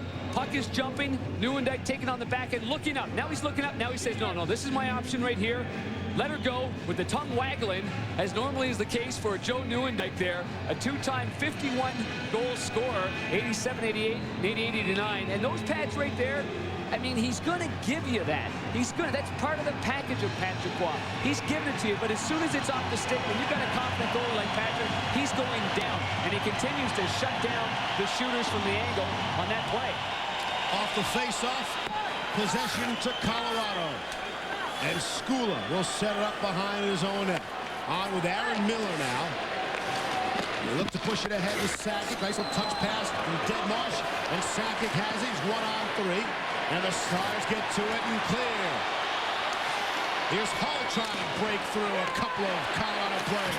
And Hull doing the good forechecking. But Skula and forcing the Avs deep and killing off a lot of the clock. Good play by Brett Hull. Good puck pursuit there, just to force them back, just that extra little bit. And clearly a 2-line pass. Obvious call there. Clock is stopped with 1:15 left in regulation time. I thought Hull had a heck of a third period in game number 1. He had 2 glorious chances. One went off the knob of the stick of Patrick Waugh. Here on the pursuit, I mean, this has got to be the fun part if you're a forward, is actually running defensemen from behind instead of getting run yourselves. So he takes out Marty Skula, and he buys some time. Then they go off for a line change. And with 1:15 remaining, it would not surprise me if the head coach, Bob Hartley, called the timeout in order to regroup with the troops. I just saw Jacques Cloutier, their assistant coach. I think he was looking over at Patrick Waugh, looking for some direction. You need communication. When does the goalie come out of his net and go to the bench for an extra attacker? Common sense says that Colorado's going to try to call a timeout right here, and they do. So now Patrick Waugh is able to go to the bench right now, and they'll be able to regroup. Now, common sense says Colorado wins the face-off, and you have control right away. He is darting to that bench, and you get some flow going through the neutral zone and get into the offensive zone in hopes to either get a sustained situation where you have control in the offensive zone, or you can get a face-off and you can regroup again. Well, you saw what Bob Hartley did. They took as much time as possible jockeying for position on the face-off. And just before they're ready to drop it, Chris Drury went over to give the signal to maximize the time. Tomorrow at 7 Eastern, right here on ESPN, it's Game 2 as we shift you out to the Eastern Conference Finals. The Flyers on home ice will look to even their series against Martin Brodeur and the Devils. very much like what the Stars are trying to do here tonight against the Avalanche. Yeah, big line for New Jersey. Sikora came up big. Arnott, Elias, that's a big line here in the big D. It's been Brett Hull, the sniper, scoring the goal that made it 3-1. That right now would hold up as the game-winning goal if Mike Modano and the defending Stanley Cup champs can tie this series up at 1 apiece. Face-off just inside the Colorado blue line. Carbonneau, the veteran out there, the oldest man in the National Hockey League, and he loses the face-off to one of the youngest, Chris Drury. Guy Carbonneau, 40 years young. At center, here's Modano on the ice, and he'll shoot it down. 60 seconds to play in regulation. The Stars at 3-2 lead. Wall can't get out as he's got to play it. Tries the headman pass, and it won't work. Matvichuk softly the other way. Here's Drury in front of his own bench. And again, Wall cannot get off. Here's Modano. He'll flip it in deep. 40 seconds left. Forsberg now trying to make the move. And they move it ahead. And there goes Patrick Wall. Extra attacker on the ice. Matvichuk blocked that shot from Sakic. And they battle for it in the corner. Matvichuk just buried Deadmarsh. Rolls around the boards. Forsberg, the play to keep it in. Tries to make the nifty move. What a play by Forsberg. But he loses to Carbonneau, who flips it all the way down. Race for the puck. Modano gets there first. So there is no icing with 9 seconds left. Carbonneau keeping it deeper. Net is empty. Final seconds in Dallas. And that'll do it. The horn sounds. The fireworks explode here at Reunion Arena. The Dallas Stars defeat the Colorado Avalanche 3-2 and even this best-of-7 Western Conference Series final at 1 game apiece. Well, the story, definitely the injury to Adam Foote. It put a lot of pressure on youngsters like Marty Skula, and the Dallas Stars took advantage. They sniffed a little blood, they went after it, and the big boys, Mike Modano, Brett Hull, Lettinen, Hatcher, led by example in tying up this series. There's Mike Modano. He scored a pair. The Dallas Stars defeat the Colorado Avalanche by a score of 3-2. This series all even as it'll shift back to Denver for Game 3 on Friday night. Coming up tomorrow here on ESPN, the game in the East.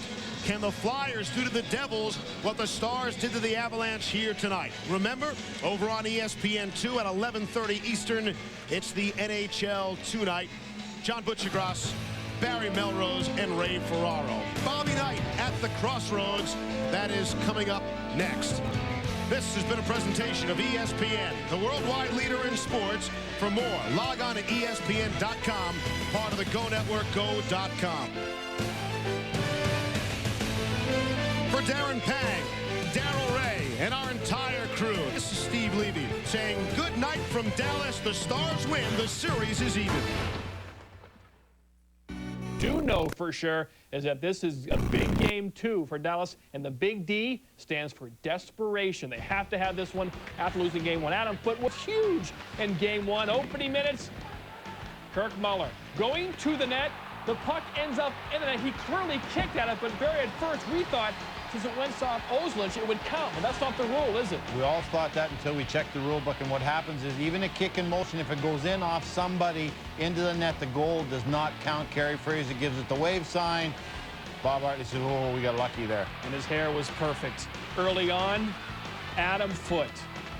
Injury, and this could be huge, Ray. Yeah, Lettinen's taking a backhander. His follow-through catches Foote right outside the eye. He's very lucky it wasn't his eye. Hartley's very concerned. Foote went off for observation at the hospital. Treated and released. More on him in a minute. Play would stay physical in the first. Do you remember when Forsberg chopped Belfour in game 1? There's the rematch. Before the game, Newell said this would be a street fight. He proved it. Another penalty. First on Waugh, and then there on Forsberg. Got them both back. John, do people lose their heads in street fights? Second period, same power play. End of the first, early second. Avs score first, Barry. Oslund's the goal. Well, Ray Ferraro's from the same town as Adam Deadmarsh. Ray Ferraro would have got this goal for sure if he touched it or not. Adam Deadmarsh Didn't take it. Ozelin's goal, but a great screen by Adam. That's how you get 350 goals. But who's counting? Patrick Waugh is everywhere. Boom! Somehow this goes in, Ray Ferraro. Have you ever done this in your career? Well, when you can't score, you do. But Modano scored a lot. But he's going to the rebound. He out-muscles Sakic to the puck. He pushes Sakic, Waugh, and most importantly, the puck in. Tie game. Things get physical. Watch this sequence here. Clem tackles Muller, Sador, and Andrechuk. Boom, get tangled there. And Ozelin's up and slew foot. You can't see it. There's no need for that in today's game. Ends up in two-man advantage for the Stars. Patrick Waugh huge on the penalty. From everywhere, stopping shots. Huge sequence for Waugh. Check him out, seeing the puck, stopping the puck. Another Stars power play. Andrechuk to Modano. Coming up here as we continue to see Waugh moving so well. As Ray says, he gets so big, the more saves he makes in that. Now, Dallas power play. Oh, man. First goal was ugly. That goal, beautiful. Michael motorcycle, his 8th of the playoffs. Third period now. Waugh to Skula, and watch Marty. Oh, loses to Lettinen. The beautiful feathery pass. Boy, that puck was in Hull's feet, but somehow he still gets a lot on it to make it 3-1. Later in the third now. Still 3-1. Hatcher. A clear to the strong side. That's a bad move. Forsberg tips in the Denmark shot, makes it 3-2. Moments later, the Stars veterans lead by example. Oban in, the rolling puck. Save Eddie Belfour. Later, you love Brett Hull. This one, Barry. Watch this. Brett Hull, I don't think he thinks he's Uncle Denny there. He goes in and finishes his check on Skula. That shows how important the game was for the Dallas Stars. And the final clear would be icing. Look at this hustle, Ray.